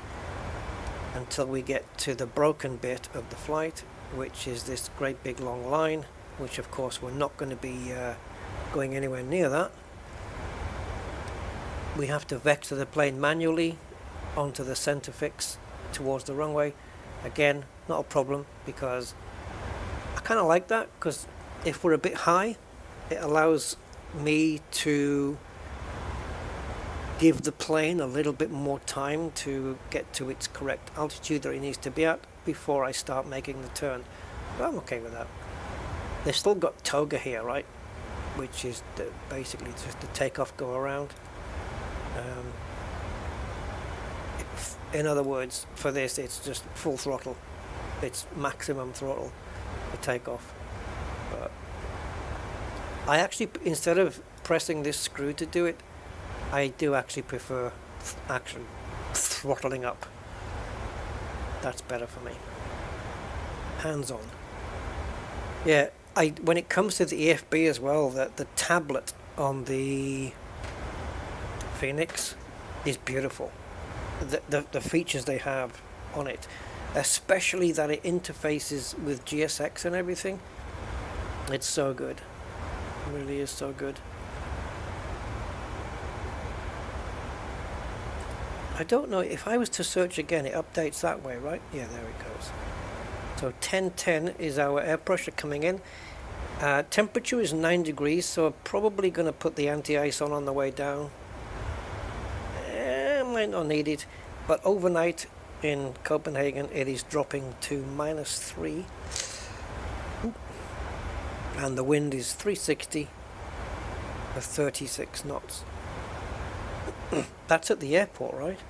So if the wind is coming from 360, which is kind of, you might as well say 0, it's the same, and we're landing at 037, so we'll have kind of a headwind, but it's coming from the side a little. Right now we've got a crosswind going across pushing the plane to the right. It's only 10 knots, so it's not really going to affect it. But yeah, so we'll be coming in 10, 20, 30. So we'll be coming in this angle to the runway, and the wind will be pushing from that.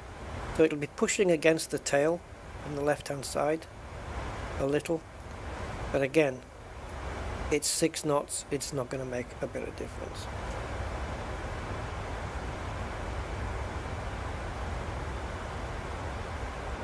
Yeah, exactly. Yeah, the beacon light, yeah, it's kind of cool. It's very good. And also where you can do the descent, sorry, not the descent, the takeoff and the approach figures. The approach doesn't really matter so much, but the takeoff numbers, where it works out your V speeds, your flex to temp and stuff like that. so you don't have to take off with full throttle. You just take off with the amount of throttle the plane needs based on the weight on board. I like that, it's good. Where with the Boeing, I'm always taking off with everything, full power everywhere. But yeah, everything good. VNAV path, LNAV, and FMC speed. Perfect. So far, so good. I know we're going to have a problem on the descent with meeting one of the speed requirements. I'm going to use the spoilers to see if we can mitigate that. And we seem to have lost the radio. And I guess the reason we've lost the radio is because it's still tuned in to Munich and we're out of range. So do we have, right, we've got Bremen approach, or Berlin, Parchim Tower, let's tune into that.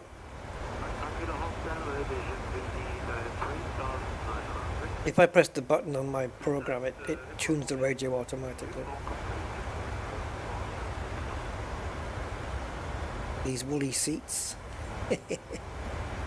I can barely hear the tower. Oh, there we go.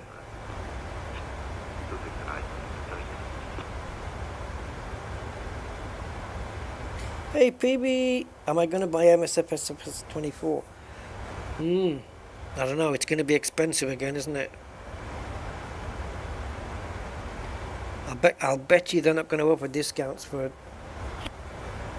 MSFS users. I'd like to have it, yeah. It depends as well though. What if the system requirements are even more? You know, because it's going to have better graphics and stuff. My graphics card, as nice and as powerful as it is, I don't know, it might not be enough.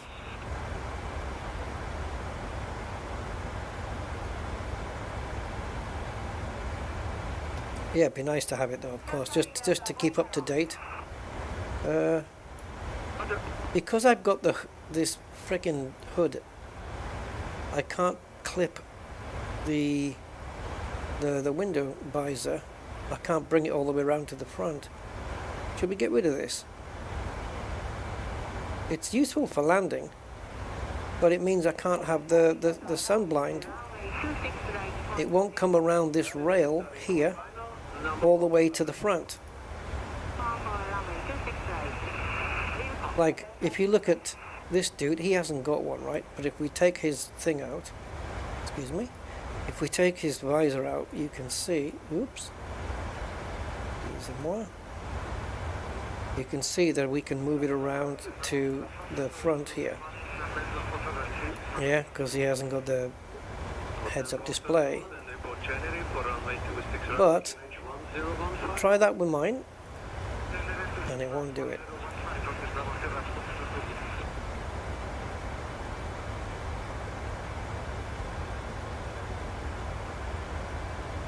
That's it, that's as far as I can go. It won't let me go anymore.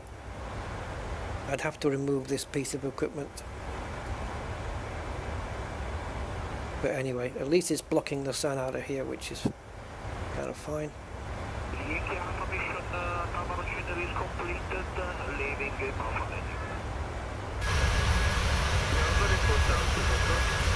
Sun's still up though, guys. We may have daylight when we're coming in. It'll just hopefully be a nice sunset landing. That would be nice. Meta Parcel, hello sir, welcome, welcome.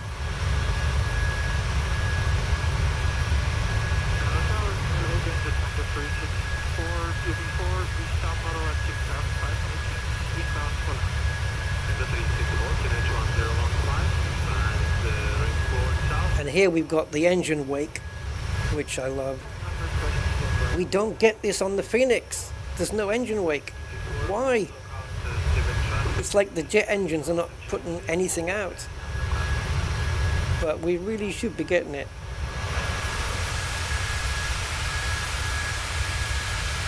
Yeah, I really dig this shape.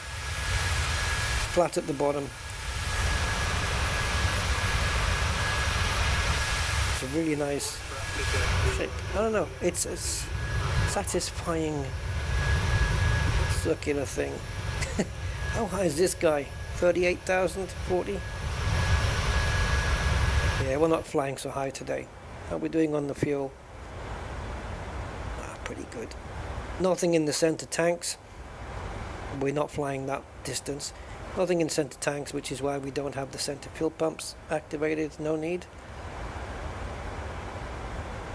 364 inside cross the grass runway, landing on discretion. Military tarmac, wind 05 service, do not. Yeah, it's understandable, PV. And there's some really good planes out there, you know. Even the GA aircraft, the little small ones, there's some super detailed ones. Beautiful. Just so well crafted. They got so much detail on them as well. Like everything, like handling and, you know, the study level Cessnas, little Cessnas and stuff. Brilliant. Love them. Absolutely. And we can move our little light here, our map light, pointed up at us, and I think we can just turn it on from here. There we go. If we want to read any maps, which I don't think I'll be reading any maps. Wind is 04 degrees, do not, runway 26 right, touch and go.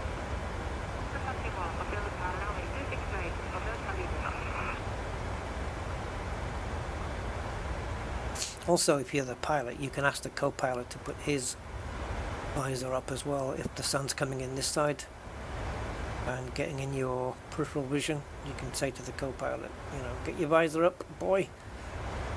So the only... Oh, we're descending. We're coming down. Okay, so now we're going to keep an eye on this little gauge. Again, the purple is the ideal flight path down, and the white line is us. So we are below the ideal line, which is fine with me, as long as it's not too much, but the plane will sort itself out. Okay, we're descending, guys. We're coming in already. 44 minutes, which means the rest of the 16 minutes is going to be all descent. So I'm going to have the auto brakes on 2, I think, even though actually we don't need it. It's a massive runway. Put it on 1. And I made the mistake last time of pretending I was in an Airbus by arming the speed brakes for landing, and you don't do it on this one. It freaks out. It doesn't like it. So there you go. Yes, Phoenix does have a sale on at the moment, so there's like 10 quid off on the A320. £40. It is well worth it. It's the most study level aircraft ever for any sim ever. So yeah, for 40 quid. I paid more than that for these PMDG aircraft, and I bought them all separate.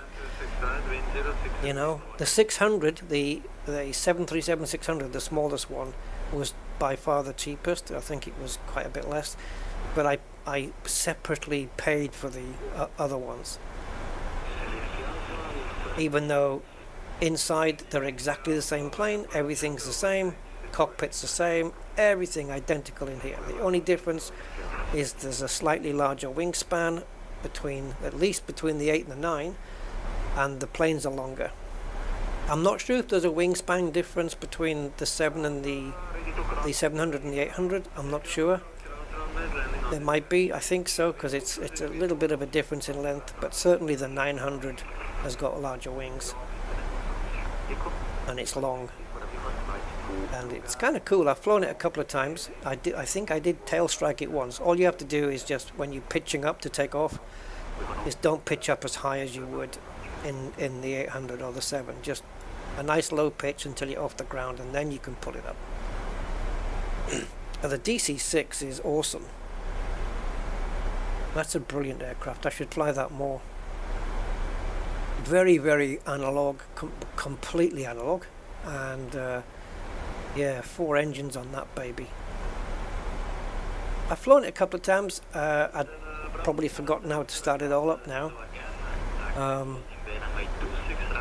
It's not the most complex thing though, but yeah. Are we over the water here? Has this terrain not been on? It is set. Terrain is set on. It's all the waypoints here, which we will not be touching. All the airports. What data is it? Ah, yes, data puts the constraints and stuff on. Oh, it puts the times. Oh, I didn't know that. It puts the estimated times at which we'll be reaching each waypoint.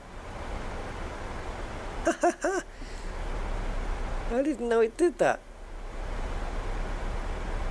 It also does the constraints as well, because it doesn't have a constraint button here like the Airbus. That's really cool. Right, I don't have Copenhagen radio yet, so we must be still a little bit out. Oh, it annoys me. See how it... Okay, it's not doing it now. My mouse was on a different monitor and I was getting bank angle and heading coming up on here. As long as it doesn't click anything I don't want it to click, we're alright.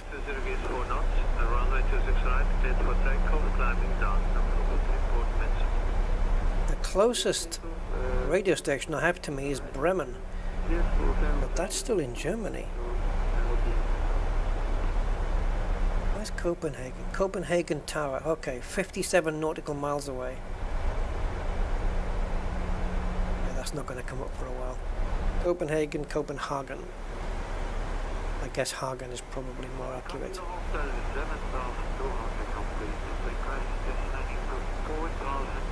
Look at this stuff up here.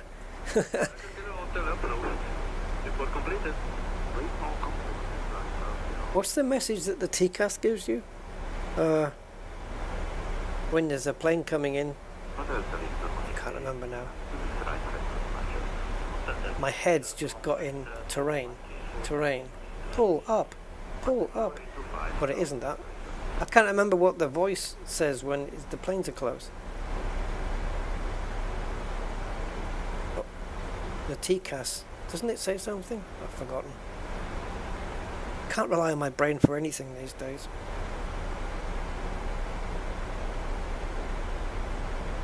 Right, so let me just refresh the weather, make sure the air pressure is the same and everything.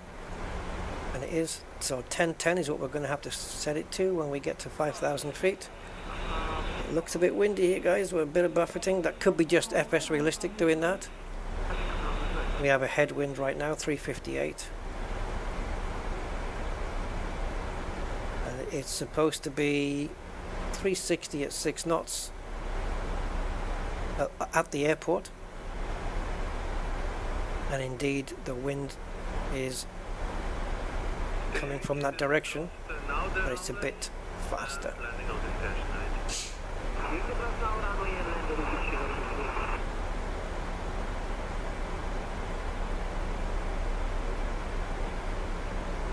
So I'm going to let this thing run out here a little bit, then we're going to hit flaps 1 I think, and then I'll get it spun around. Once it's facing the runway, we'll get it onto... What do you mean flaps 1, Rusty? You're not in the Airbus. Flaps 5. Once we're facing the runway down here, we'll get it into 15, and then on final approach we'll just get it down to flaps 30. I'll just do it in those stages, 5, 15, 30. I'm not going to jump in between.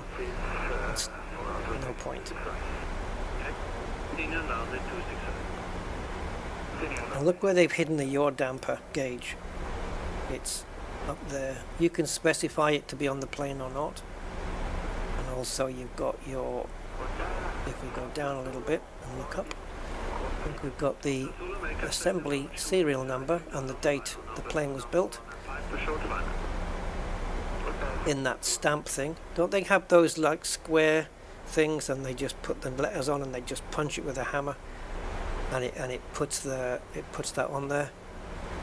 I don't think that's white ink. I think it's meant to be bare metal and they just punch it in letter by letter. I think that's how it's done. Yeah, salted peanuts are banned.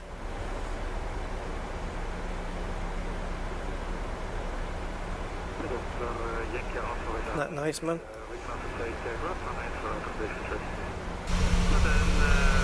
Look at this.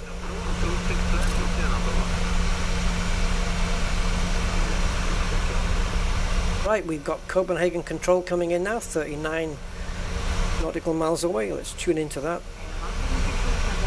I don't have a frequency for Copenhagen Tower. I can probably get one off the charts here. What are we at now? 16,000. I've got time.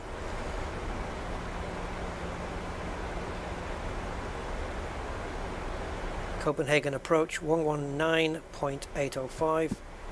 Why is that a star? Which one do we use then? This is final approach. There's the tower, 118.105. We tune it in, see if it comes up. 118.105. I don't think we're going to get proper chat though. It's going to be MSFS chat. But I've got that switched off, so... Yeah, I've got it turned off. It's not going to say anything. Otherwise it would do that Microsoft Flight Sim voice. Copenhagen approach. It's horrible. It's horrible.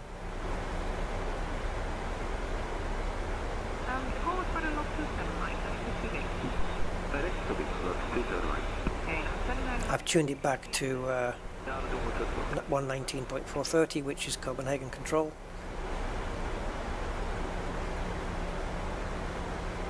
Oh, that's scary, man. The way it just dips around like that and it's just floating in the air. Oh.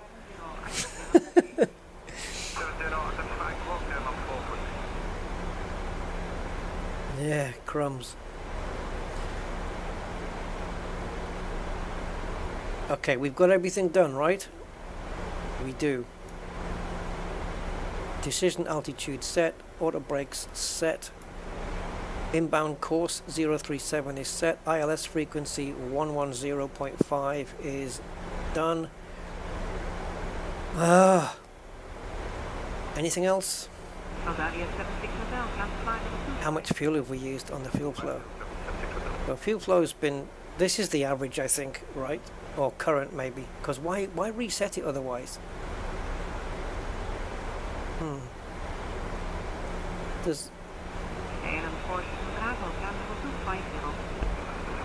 If I pop it down, it tells me we've used 1.23 tons of fuel. Oh, why did it reset then? Oh, there, it didn't. Okay. Well, yeah, it did, I think. But anyway, current fuel flow is 0.42 per hour because we are descending.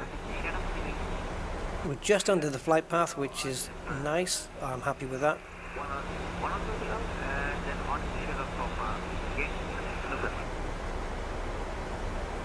We've got the landing system that comes on automatically. On the Airbus you have to put it on.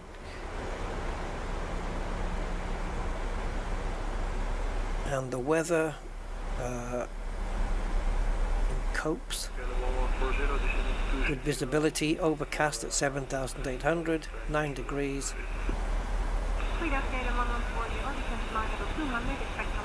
We probably aren't going to need it, but just because I'm going to put the anti-ice on because it is under 10 degrees and them's the rules, guys, them's the rules.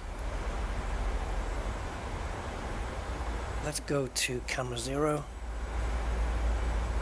Let's try that again.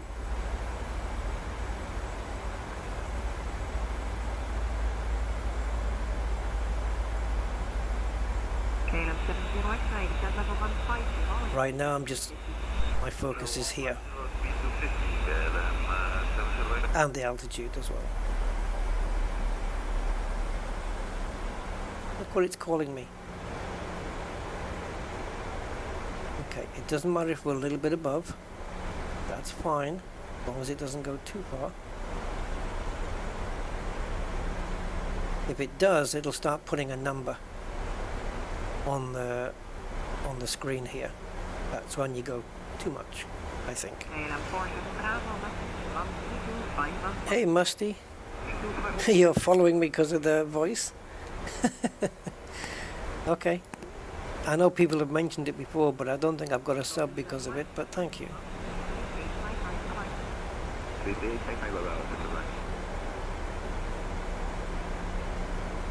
Okay, so we're going to make this U-turn here.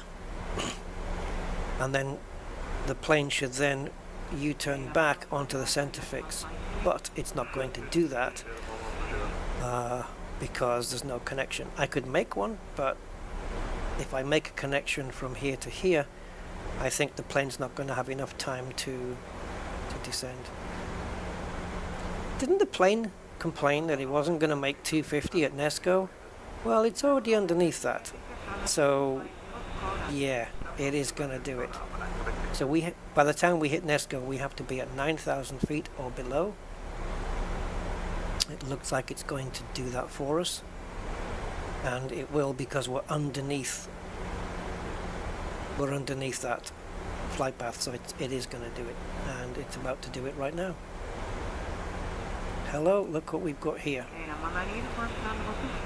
We're probably picking up the localizer from here because we're in line with the runway, only we're just not across enough, which is why this is all the way over there. This is your localizer here, this is your glide slope here. So your localizer telling me that we are to the right. Imagine if this was the middle of the runway, this diamond, we're here, which as you can see, we are to the right of the runway. So that's true. And we're also above the glide slope. The glide slope's down here, we're up here. So we need to intercept this. So again, yeah, localizer is your left and right on the runway. You know, your center line on the runway, and your glide slope is your vertical up and down. So put the two together, and that's how your autopilot can guide itself in to auto landing. Whoa, look at this! We're getting a lovely sunset, and a bit of a stutter there while it loaded in some data.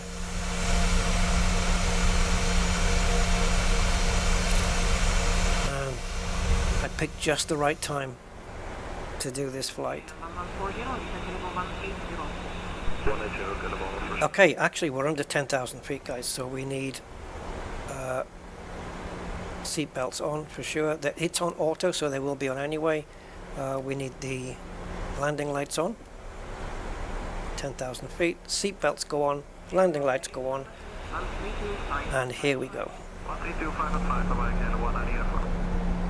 He's only getting a view of the sea, so not much there. And our other guy, he's got a view of the sky. And a little bit of land. Look at the reflection on the water. Oh wow, that's so cool. And the wing as well, the reflection of the clouds on the wing. It's so beautiful.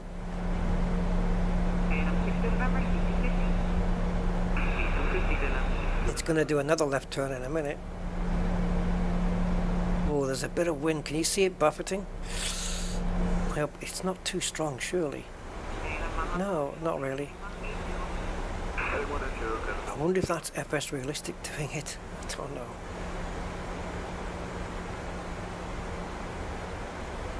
Alright, I'm definitely going to want to turn up some of these panels a little bit brighter.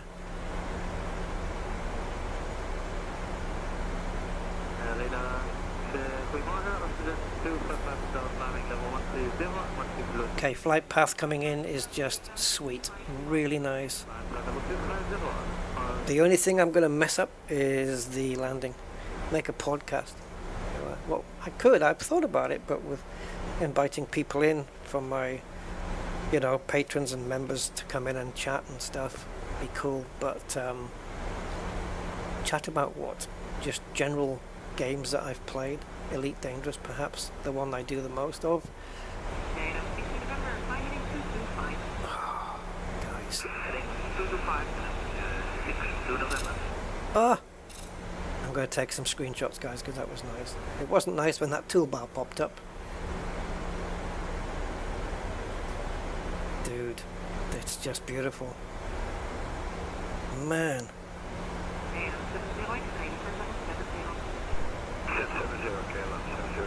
Do you know what this reminds me of, this view? Because it's white here. It's like the space shuttle. Just, I don't know, just get space shuttle vibes looking at that. Alright, so this is the part now where we have to vector the plane manually. So that's not going to be a problem. I'm just going to increase the, or decrease the range.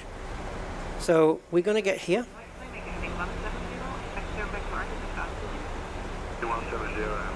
Forgot to do the thing, the air pressure.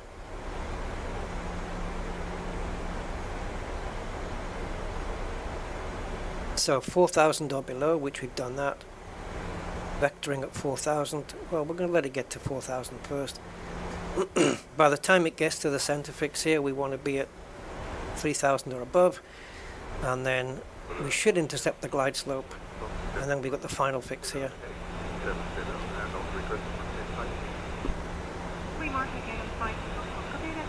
Now the glide slope is just not even on here, but I want to wait until we turn around before I see where the glide slope is, and if we're above or below it, I'm going to need to play with this altitude and maybe drop it down a little. So I can now actually bring it down whenever I want, and I'm going to go flaps 5 and then make the turn. I can turn whenever I feel like, but I think we're good. We're good on altitude, everything's going to be nice. So let's get flaps 5 in, and once the flaps are in, we'll come in. There's the flaps going down.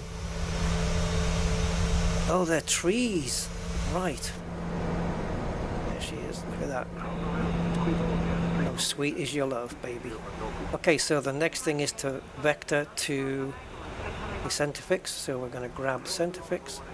Drag required, really? Well, I put the flaps out now, so don't worry. We're going to pop it up here and click execute, and as you can see, it's drawn a little thing. It wants drag. I'm going to give it some. I don't know why we are below the flight path.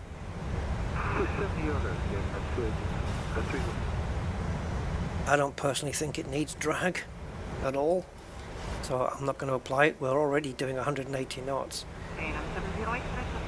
So yeah, I'm going to ignore that if you don't mind.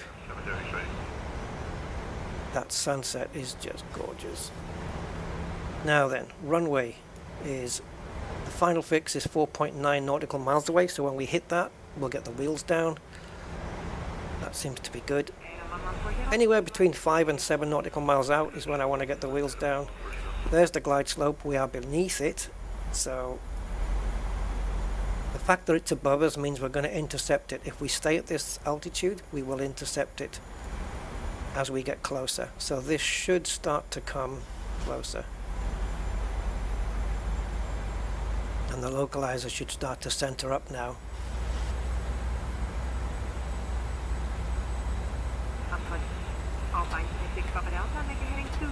Flaps 15 engaged.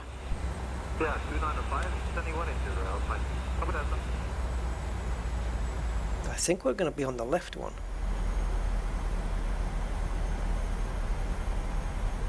We're a little bit over here, aren't we?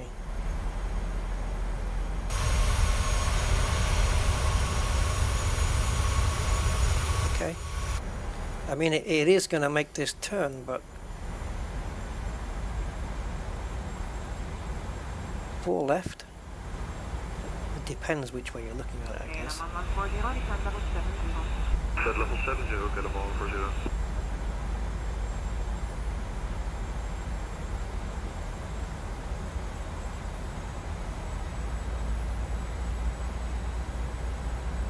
Come on. Oh, I hate your delay. Right, we can engage flaps 25 at some point as well, but we're okay here. We're only doing 153.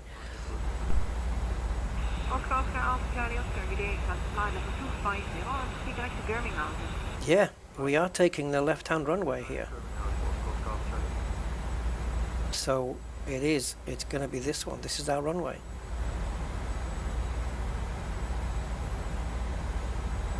Okay, let's bring this down to 10 if we can. We'll just keep flying over there. That's going to be very...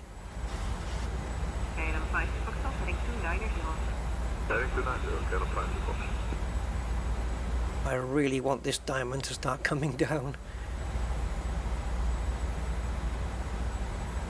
please. Okay, then 5 to Foxtrot, make your speed 260. Speed to 60, Kilo 5 to Fox.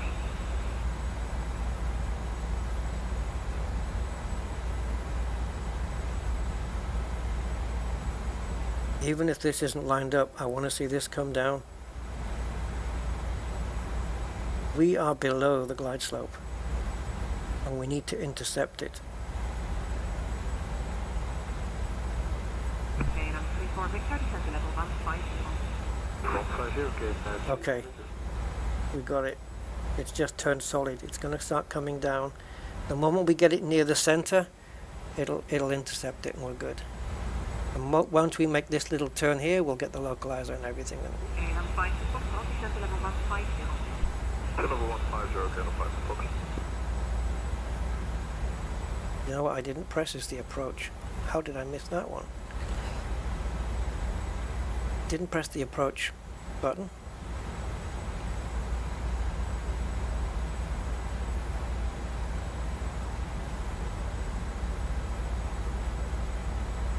Okay, flaps 20. The reason it's moaning, guys, is because I haven't got the wheels down.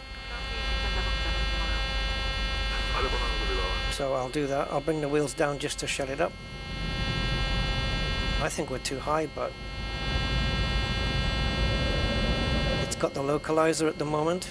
It needs to get the glide slope now. And once it captures it, that'll turn green. Come on, thank you. Now you need to bring me down. Speed up over 775, passing 60, climbing 90. I thought we were too high, but perhaps not. The whole cockpit is orange.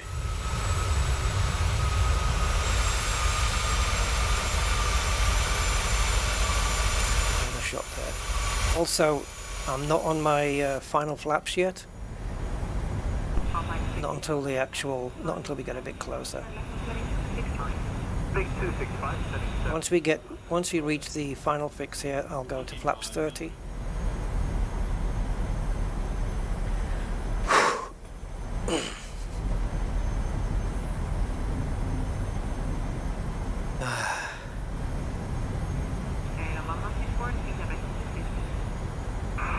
That shaking you're seeing on the cockpit, that's FS Realistic doing it. Yeah, it would just be chilled out chit chat, wouldn't it, really, gain damage. We should try it. Maybe get three people, myself and 2 others.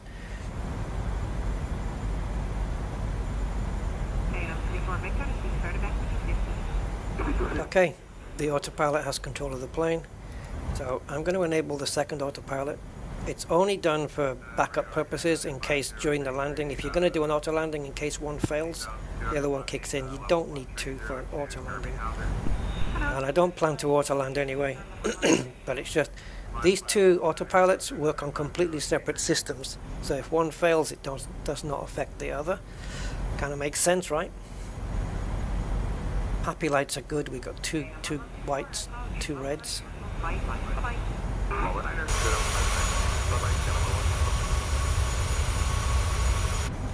Hello, Copenhagen. Welcome to Denmark, everybody. Although I haven't got us down yet. Currently we're 1 hour 10 minutes in on this one, 1 hour 11. So I think that's kind of what SimBrief said it was going to be. Actually not sure what it said. Block time and then flying time. I think it was 1 hour 5. Yeah, air time, 1 hour 10. There you go. So, okay, we're a minute beyond. We don't have the number here either that tells us the height from the runway. We got altitude, but that's different. Ah, there it is. Right. Okay, flaps 30 now. Probably should have done that a little bit earlier, but I missed the final fix, but we're okay. It'll get the plane slowed down well in time. Just waiting for me to disengage autopilot whenever I'm comfortable, guys.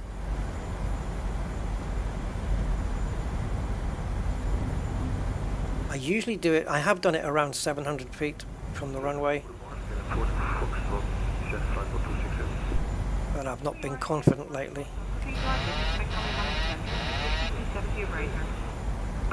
270 or greater, get a foot from them.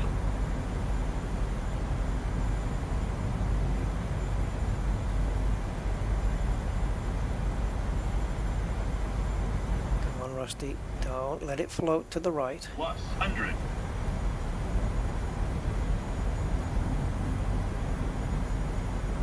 Minimums.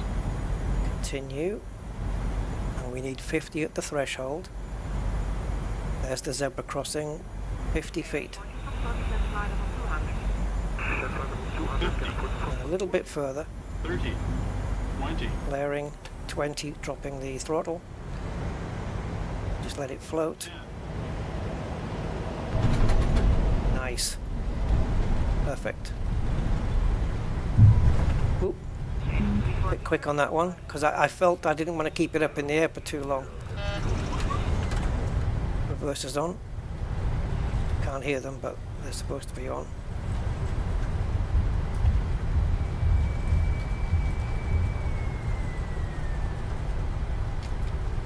Now, is it to the right? Is it to the left here? I guess. Yeah, I did that last time where I got the back wheels on the ground and then the front one was staying up for a bit longer than I thought was necessary, but it isn't really, is it? Sometimes the front of the plane does stay up in the air for quite a while and you just let it float down, but I kind of panic. Oh, come on. I'm not getting traffic control, guys. There it is. Yeah, I let it panic, and so what was happening was I just thought I thought the front wheel had been in the air for too long, and I think I was wrong in that. I think it was fine, and so I just kind of let it come down a bit quicker than what I maybe should have. But anyway, it was good. We got a good landing there. That was very good. I should have recorded it. Yeah, I thought of that gain damage, but if I'm playing I might be too distracted. Unless we want to demonstrate something that we're talking about. Yeah, I'll consider it. I'll consider it. But then I can't make any guarantees for the voices of whoever else. Speed brake, do not arm. It's not armed, is it? Well, you armed it, man, not me. Yeah, that was good. I was kind of center, wasn't I? I was center-ish. Okay, let's get the flaps all the way in as we go down to the gate. What's it? Is that all the docks in the background there? All the cranes and the docks? Yeah, because we have got water around us, but look at all that. I think it's a dockside. Dockside? Yeah, definitely.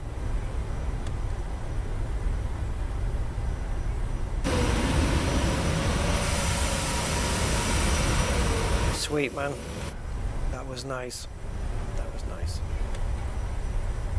Hey, Paradox. Well, we've just arrived. So put the kettle on. There's 160 people wanting a cup of tea here.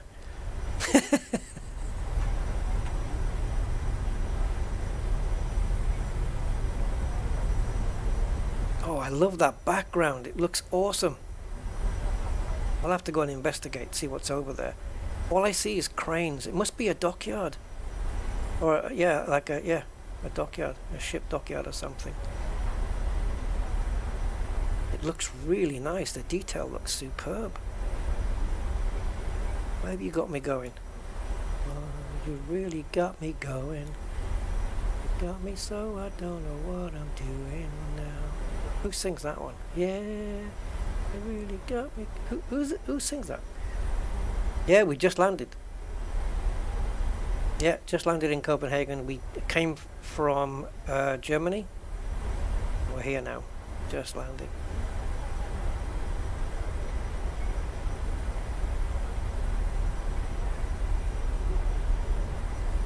Thank you, Boeing, for getting us down safely.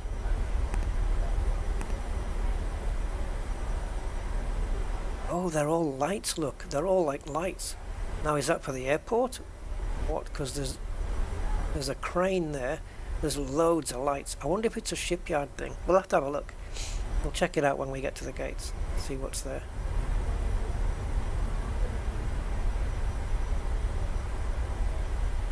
I'm always interested in the surrounding areas.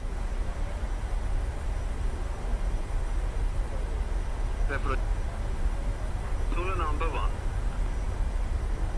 Number 1, Hotel Fox Zulu. You're not coming my way, right? Eurowings? That looks like a 700. Or is it a 6? I don't know. Zulu Lima It's inside smaller. your number 2, number 1 traffic, Thomas Final Budo Bridge, unknown flight. Number 2, It looks great at night, doesn't it? Well, it's not nighttime in the sky quite yet, but all the lights are on in the airport. Just lovely. Hotel Celica back passing Whiskey at 2,900 feet for you. We can change your route. Copy back.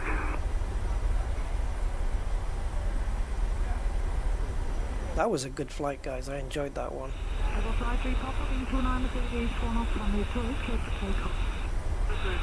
The sky looks just frickin' gorgeous.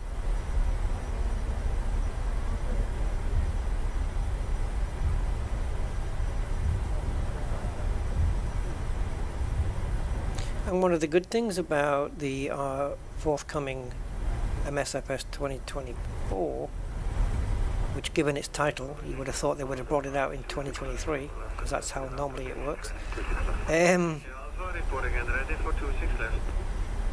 The good thing that they've done with that is that they've made it so that all of the aircraft and stuff from Microsoft Flight Sim, this one, is going to work with it. Runway 26 right, clear touch and go.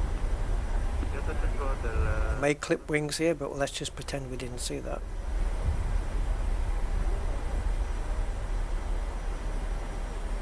Helicopter Yankee Alpha is up around for 26 left, ready for out rotation. Yankee Alpha after rotation at your own discretion, 26 left, make up. For 26 left. And what I should have done, which I didn't do, was put the APU on while we were taxiing. Do that now, because that would have enabled me to turn the engines off straight away. Hotel Tango, downwind for runway 26 right, touch and go. So I'm not going to deboard the passengers until Right, so your number 2, number 1. I can turn the engines off. Look out helicopter above you, slightly left. Seatbelts can come off.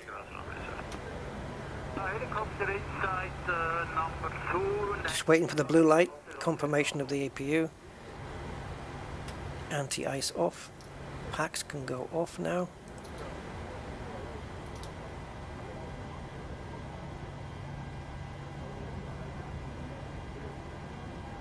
Moving camera runway 26. Yeah, this should have been done while I was taxiing. Taxi lights off. There we go. Alright, so power going to APU. And engines off. Zulu Lima, contact ground 121.7. 117, okay, Zulu.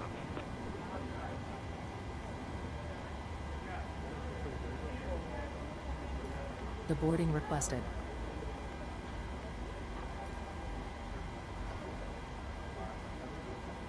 So back up here, and we can request ground power, so we can get it off APU as well. Get the, whoops, wrong one. Hotel Fox Zulu, downwind 26 Get the beacon light off. Fox Zulu, number 1, report on final 26 right. APU bleed off. Hotel Fox Zulu. Right, let's get the ground power on, which we can do from here, as long as we put the chocks on.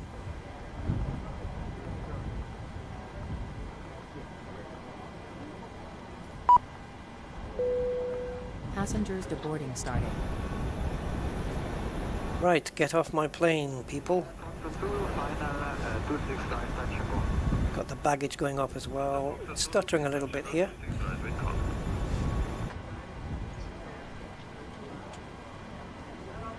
Right, we do have ground power, so we don't. I thought it said we did. Touch and go. Oh. 26 right, Hotel Fox 2. When did the chocks come off, man?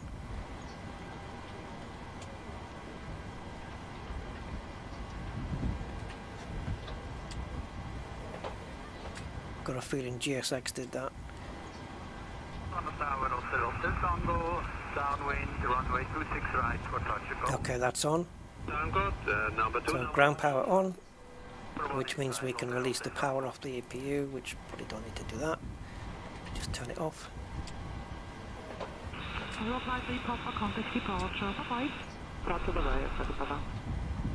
We back out. Can we back out? Yeah, we can.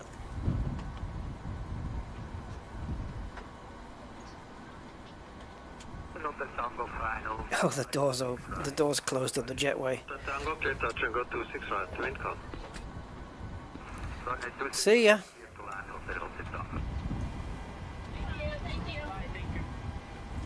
Right, so while you people are getting off my plane and all your suitcases and junk, let's go for a ride.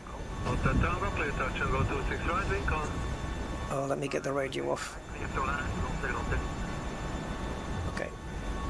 So we want to reset this camera. Again, I think back up to around 70, 80, something like that.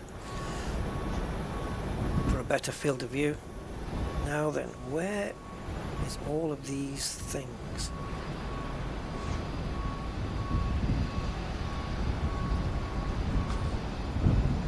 I can hear another plane ready for... Oh, there it is. That British Airways? Looks it from here. There's Copenhagen in the background, I guess. Or is it Copenhagen?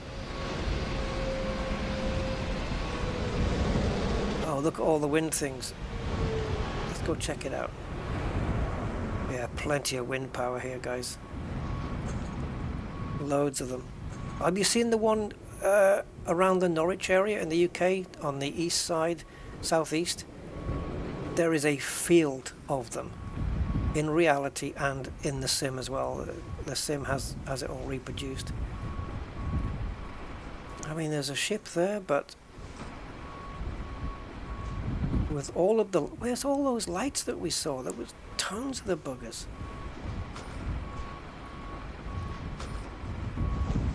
There was loads of them. I don't even know what direction it was in. Let's have a look. Right, so we were coming in on 4 left, right? Right, left. So is this 4 left here? This looks like the one we came in on, and it isn't. It's the other way. So we landed on this runway here. Oh, he's gone. Right, so 4 left, and we're coming down here. Let's get to kind of plane level. And then we got to the end, taxied off here. Yeah, so it's all of these here. It's part of the airport then, right? Yeah, look, they're all airport lights. Okay, I was associating them with the crane and thinking it was a dockyard thing, but no, it's not really. No, that's over there. Okay, understood.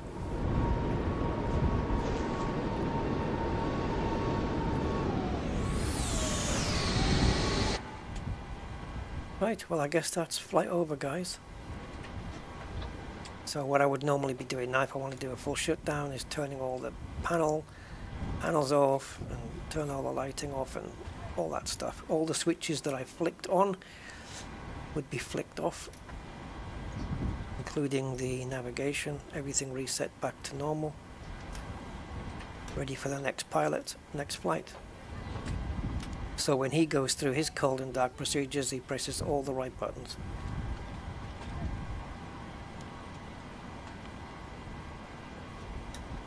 Yeah, that does switch itself off, doesn't it? Fuel pumps can go off.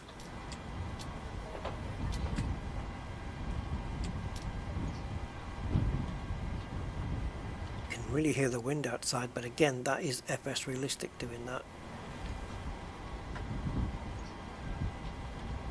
Ram door full open. This is the air conditioning.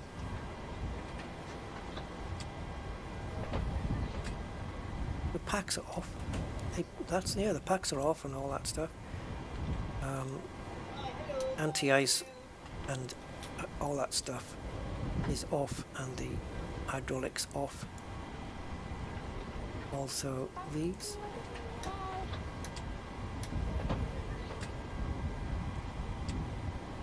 And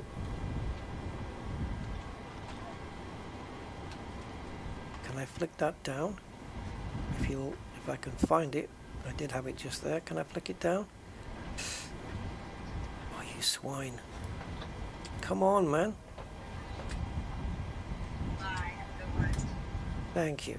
Emergency lights. Just wanted to be able to see what I was doing in here. Right, so I think that's everything. Next step would be just battery power. Switch the battery off and we're done. There we go. That's the flight, guys. There it is. We got it down. I had to get that out of my system. I've been waiting to fly now for a while, and it wasn't until March. It wasn't since March the 16th, a month and a day ago, that I last live streamed this. I haven't flown in between. So where's the jetway's gone? I'm floating in the air. When you request deboard, I'm pretty sure it's supposed to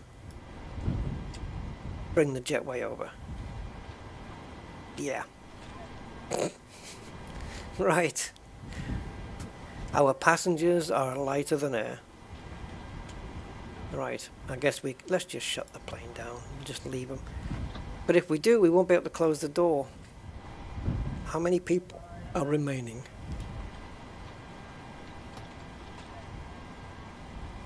TCAS fail. You think? Oh, that's what they say. Traffic. That's what they say. Let's get the plane shut off.